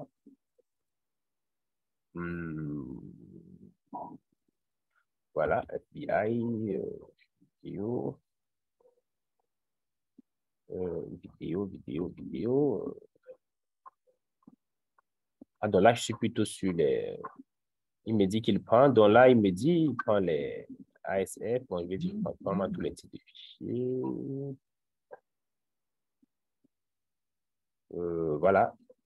Donc là, j'ai une vidéo pour AVI. Donc, mon PowerPoint peut ne pas reconnaître les fichiers AVI. Ça, je travaille avec le PowerPoint version 2010. Là, je suis en train d'insérer ma vidéo. Vous voyez là, ça me dit qu'il a d'importer la vidéo. Donc, insertion du fichier multimédia. Donc, ma vidéo a d'être importée sur mon PowerPoint. Et il en est de même pour les sons audio. Je peux également insérer un son audio dans ma présentation. Et quand je vais arriver à cette page à cette diapositive lors de la présentation, le son que j'ai inséré va jouer. Donc ici, bon, il dit qu'il ne retrouve pas ma vidéo. Bon, ça, c'est certainement lié à ma version, au format de ma vidéo, parce que ma vidéo a un format qui n'est pas reconnu par PowerPoint. Mais si vous avez des vidéos qui ont l'extension .mp4, vous pouvez insérer des vidéos à partir d'ici. Vous pouvez également insérer des audios. Et l'avantage, ce qui est intéressant sur l'audio, c'est que je peux insérer un audio à la première page là. Il y a des personnes qui s'amusent parfois à insérer dans les présentations des vidéos, des audios d'applaudissements. Donc, lorsqu'il arrive à la dernière page, automatiquement, il lance l'audio d'applaudissement pour inciter ceux qui sont en train de suivre la présentation à applaudir. Donc, ça dépend également de vous. Je vais chercher audio. Je ne sais pas si j'en ai. Audio, malheureusement. Je n'ai même pas de musique là. OK, bon, c'est pas grave. Vous allez manipuler vous-même. Vous allez insérer un fichier audio, peut-être à la première page de la présentation.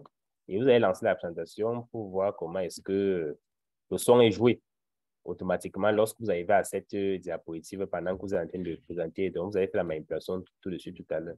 Donc, voilà un ensemble d'éléments que nous pouvons insérer dans une diapositive. Donc, avec ceci, si vous parcourez ma diapositive, vous allez voir mon document modèle là. Vous allez voir qu'à la diapositive numéro 3, nous avons deux images qui ont été insérées. À la diapositive numéro 8, vous voyez, j'ai ce mélange de formes. Donc, j'ai des formes circulaires qui ont été utilisées. Là, j'ai un tableau. Ben, ça a été capturé sous forme d'image. Sur d'autres diapositives, là, j'ai un mélange de formes qui a été utilisé pour illustrer un processus. Là, c'est une image. Mais non, ce n'est pas une image. En fait, c'est un ensemble de formes. Vous voyez là, c'est un ensemble de... Ici, ça, c'est les images clip art. Donc, les petites images raccourcies que Office propose là. Et là, ça, c'est des formes rectangulaires qui ont été agencées parce qu'on voulait matérialiser la méthode, un processus. Là, c'est des petits rectangles. Là, vous voyez ceci, ça ressemble à un objet Smart Art, mais malheureusement, c'est une image. Quand vous cliquez dessus, c'est une image. C'est une image qui a été utilisée ici. Ce n'est pas un objet Smart Art. Là, également. Donc, voilà, je peux insérer dans un document Word plusieurs types d'objets. Donc, tout dépend de ce que je veux en faire comme utilisation. Donc, le dernier élément qu'on va voir pour la séance d'aujourd'hui va concerner les transitions. Donc, c'est-à-dire, ce qu'on entend par transition, c'est comment est-ce que lors de notre présentation, les diapositives ou les slides se succèdent entre eux. Donc, quels sont les effets d'animation que je peux mettre? Comment est-ce que je peux gérer les apparitions et les disparitions? Donc, l'apparition, c'est comment est-ce que le prochain apparaît. La disparition, c'est comment est-ce que l'ancien va disparaître. Donc, avant qu'on continue, on va prendre une toute petite pause. Une toute petite pause de, disons que 10 minutes. On va prendre une petite pause de 10 minutes. Donc, on prend une petite pause de 10 minutes. On va se retrouver donc tout à l'heure pour faire la dernière partie de la séance d'aujourd'hui, donc la gestion des transitions. Donc, on prend la petite pause 10 minutes. Donc, on se retrouve à exactement 10 minutes. Alors, donc, ne profitez pas de la pause pour aller très loin parce que sinon, vous allez revenir quand on aura déjà repris.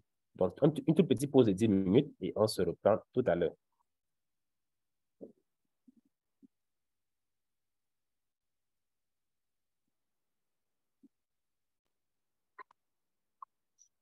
On va pouvoir poursuivre. J'espère que vous n'êtes pas allé très loin. Allô?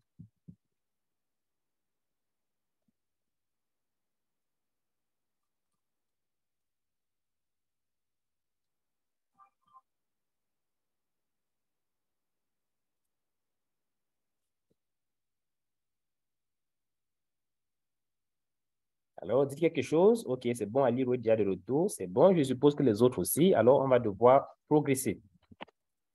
Voilà. Donc, avant qu'on ne se sépare, on était en train de dire qu'on allait travailler sur les transitions. Alors, donc, on a dit que les transitions, vraiment, c'est tout ce qui se situe lorsqu'on quitte d'une diapositive à une autre.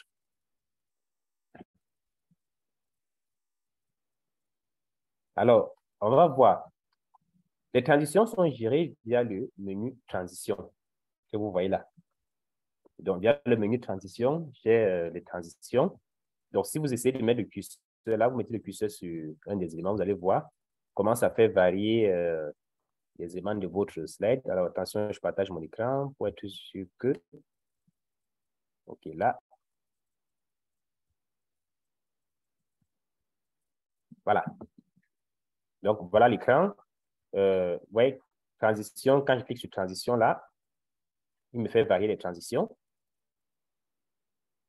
Voilà. Et ce qu'il faut savoir sur ces transitions, comme j'ai dit, c'est la première des choses, c'est que les transitions gèrent la façon avec laquelle vos diapositives apparaissent et disparaissent. Donc, les transitions gèrent la façon avec laquelle vos diapositives apparaissent et disparaissent. Donc, ça veut dire que sur une diapositive, on peut appliquer plusieurs transitions, donc notamment peut-être deux. Une transition d'entrée pour dire la façon avec laquelle elle entre et une transition de sortie pour, pour expliquer comment est-ce que la diapositive se referme et on passe à la diapositive suivante. Alors, toujours sur une transition a un certain nombre de caractéristiques, un certain nombre de propriétés. La première propriété d'une transition, c'est est-ce qu'elle se déclenche manuellement ou bien est-ce qu'elle se déclenche après une action, ça peut être un clic, ou alors est-ce qu'elle se déclenche après un certain nombre de secondes. Donc, ça, c'est l'une des propriétés. Donc, ça veut dire le mode de déclenchement de la transition, comment cette transition se lance. La deuxième propriété qu'on peut appliquer à une transition, c'est la durée de la transition. Vous allez voir, par exemple, là, quand je clique ici sur la transition poussée, donc, elle a une vitesse avec laquelle elle est poussée. Donc, qui peut varier de 1, 2, 3 secondes, 4 secondes, peut faire 1 minute. Donc, tout dépend de nous. Donc, il y a la durée de la transition. Maintenant, il y a une autre propriété qu'on peut appliquer à la transition, c'est le son. Est-ce qu'on veut que lorsque la transition s'exécute, est-ce qu'on va appliquer un son? Est-ce qu'on veut un son particulier, un effet qui dit, OK, on est en train de sortir la transition ici. Donc, voilà. Donc, que ce soit une transition d'entrée ou une transition de sortie. Donc, une transition de sortie, c'est c'est comment est-ce que votre diapositive se comporte lorsqu'on est en train de passer à la diapositive suivante. Donc, que ce soit une transition d'entrée ou une transition de sortie, alors, les mêmes propriétés peuvent être appliquées, à savoir comment ça se déclenche manuellement ou bien après un nombre de secondes, la durée de la transition, donc la durée de la sortie, le son qui veut lorsque la transition disparaît. Donc, voilà les propriétés qu'on doit souvent appliquer. Alors, si vous venez là sur ce menu-ci et qu'on déroule, là, vous allez voir là, il y a un ensemble de transitions qui sont définies là. Donc, vous voyez là, partitionné, consort, vous voyez, il y a un ensemble de transitions qui existent par défaut. Donc, voilà l'apparition.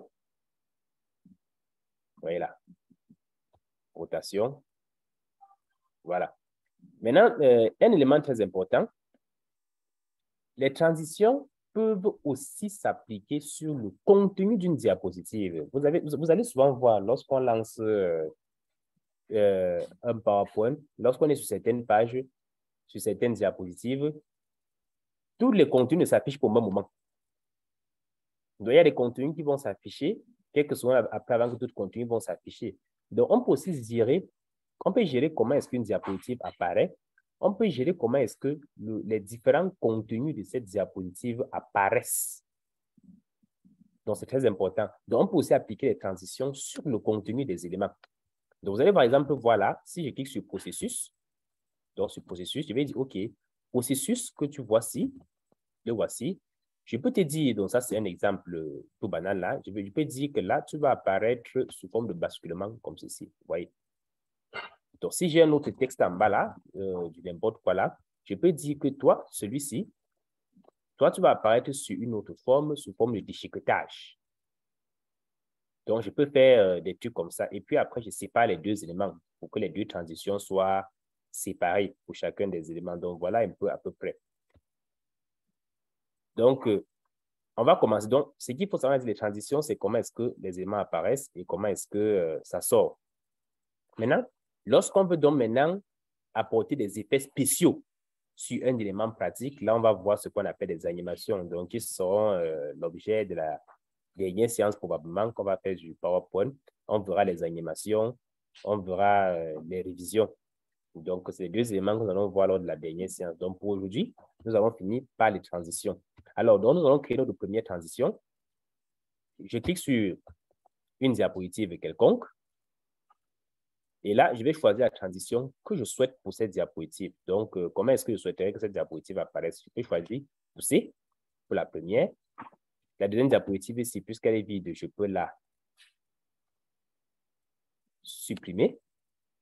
La troisième diapositive que voici, je peux choisir de la faire apparaître autrement sous forme de zoom. Voilà. Cette autre diapositive, je peux lui appliquer une autre forme de transition sous forme d'orbite, comme cela. Voilà. Et vous allez voir, si je lance mon diapo, si je lance mon PowerPoint, les transitions que j'ai définies vont être appliquées. Donc là, vous voyez, la première diapositive, elle apparaît en poussant l'autre. La deuxième, elle apparaît comme cela. La troisième, voilà comment elle apparaît. Et ainsi de suite.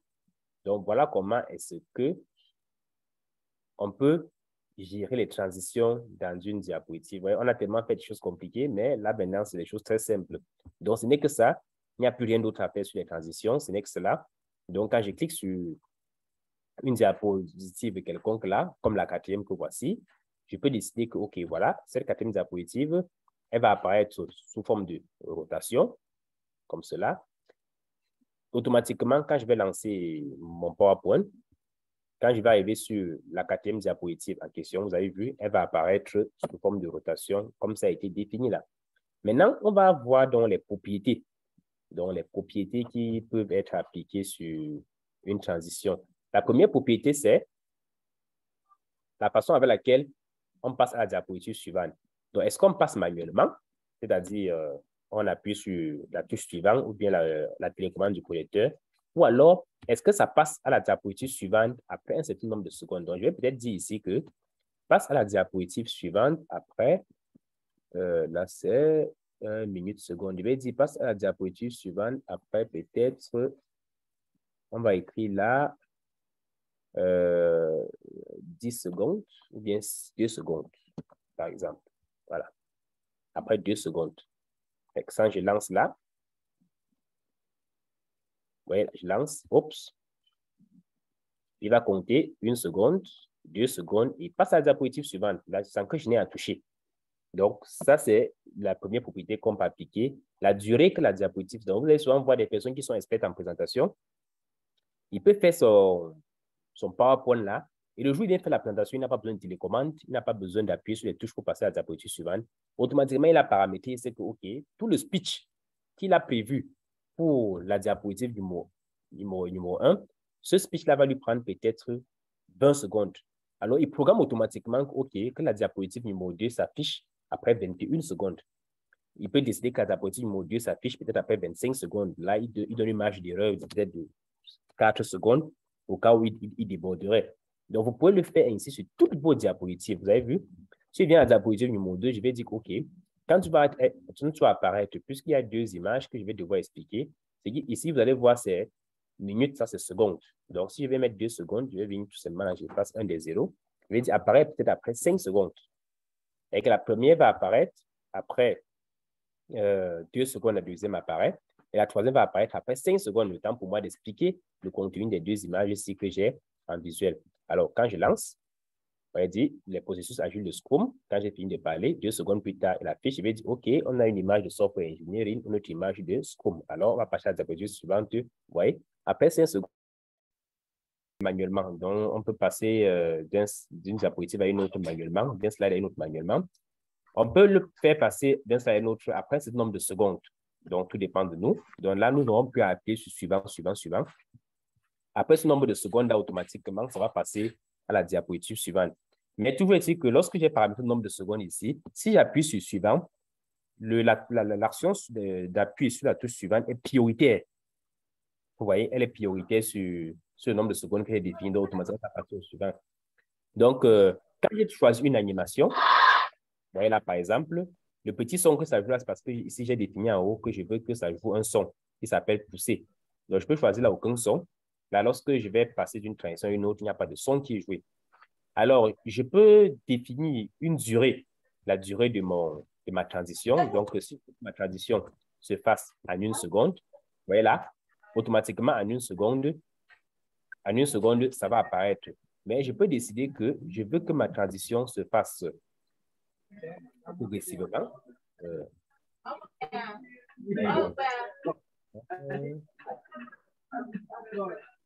Je peux vouloir que ma transition se passe progressivement. Là, si je vais choisir peut-être 10 secondes, et là, alors, vous allez voir comment est-ce que, quand je vais mettre 10 secondes, la transition va se faire de façon lente et progressive, vous voyez, lente et progressive, le temps d'épuiser les 10 secondes que j'ai défini. Donc, ça, c'est les propriétés qu'on peut appliquer sur une transition. Toujours sur une transition, je peux décider si je veux appliquer la transition que je viens d'éditer pour la diapositive numéro 1. Je peux décider si je veux l'appliquer partout. Donc, ça, c'est aussi un choix. Je peux décider d'appliquer la même transition partout. Donc, il suffit de cliquer ici, appliquer partout et automatiquement, cette transition sera appliquée partout. Donc, voilà un tout petit aperçu de ce qu'on peut faire avec les...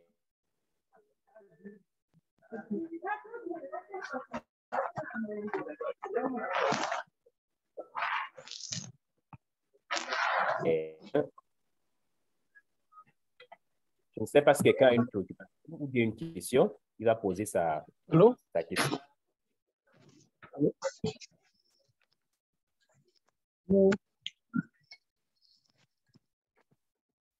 Allô? Allô? Ou bien une question. La personne Oui, va poser sa question. oui, Allô, oui? oui, bonsoir. Bon, Oui, bonsoir. oui, jusqu'alors, peut-être je n'ai pas compris la différence entre durée et après là. On a coché 2 secondes et 10 secondes là. Oui, je n'ai pas d'accord faire la nuance, oui. D'accord, très bien. Au fait, la différence qu'il y a entre la durée et après est la suivante. Après définit le nombre de temps après lequel je passe d'un slide à un autre. Vous voyez, si je mets ici 2 secondes, c'est pour dire que même si je n'appuie pas sur mon clavier la touche suivante ou bien sur la télécommande du projecteur la touche suivante, automatiquement après 2 secondes, je vais passer du slide-ci au slide qui suit. Tu vois un peu là? Donc, c'est pour dire qu'après 2 secondes, je passe au slide suivant. Là, je vais faire un test, vous allez voir. Quand je lance là, automatiquement, après 2 secondes, après 2 secondes, il va compter 1, 2 secondes. Il va passer à la diapositive qui suit. OK. Maintenant, la durée doit en fait définir la durée que la transition passe pour être effectuée. Prend pour être effectuée. Donc là, par exemple, vous avez vu, quand j'ai choisi la transition, je vais prendre une autre transition. Je prends celle-ci. Voilà. Je vais définir, par exemple, je vais dire que je veux que cette transition s'effectue en 10 secondes. Donc, je veux dire que je veux qu'elle prenne 10 secondes pour s'exécuter. Donc, quand je vais lancer, vous allez voir, ça prend 10 secondes pour s'exécuter.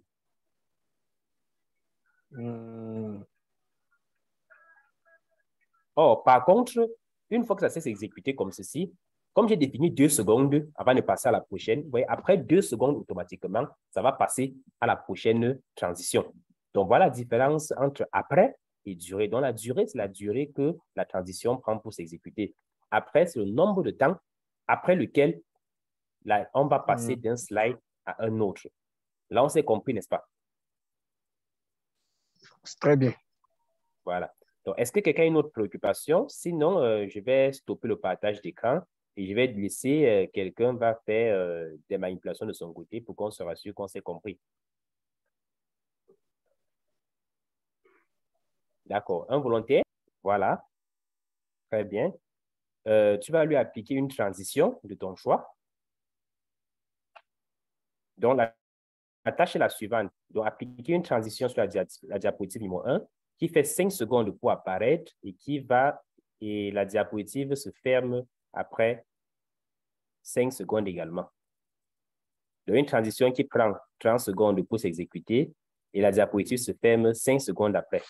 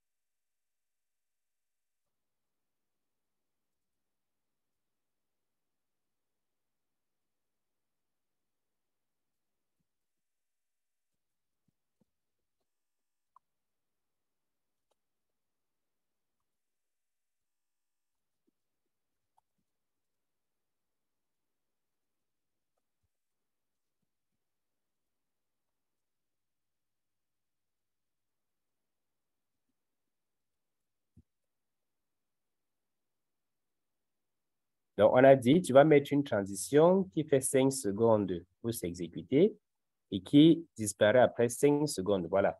Là, il faut décocher manuellement. Il faut décocher manuellement. Voilà, très bien. OK. Là, tu peux essayer pour qu'on voit.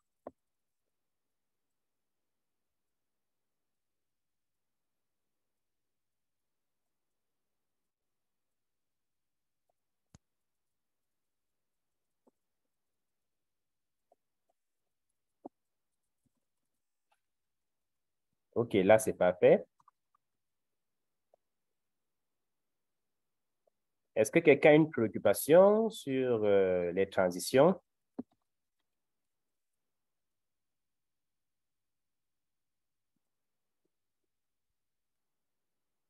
Prochaine et dernière séance, où nous avons travaillé sur les transitions, les effets spéciaux, comment est-ce qu'on peut faire des mouvements. Donc, on peut créer des mouvements avec PowerPoint et comment est-ce qu'on peut transformer notre PowerPoint en vidéo. Donc, j'ai fini de faire mon PowerPoint qui fonctionne. Là, je transforme mon PowerPoint en vidéo et que je le lance comme un film et je regarde comment mon PowerPoint est en train de se balader tout seul. Et on va finir par voir comment est-ce qu'on peut imprimer un document PowerPoint et l'avoir sur un support papier en conservant les mises en forme de PowerPoint.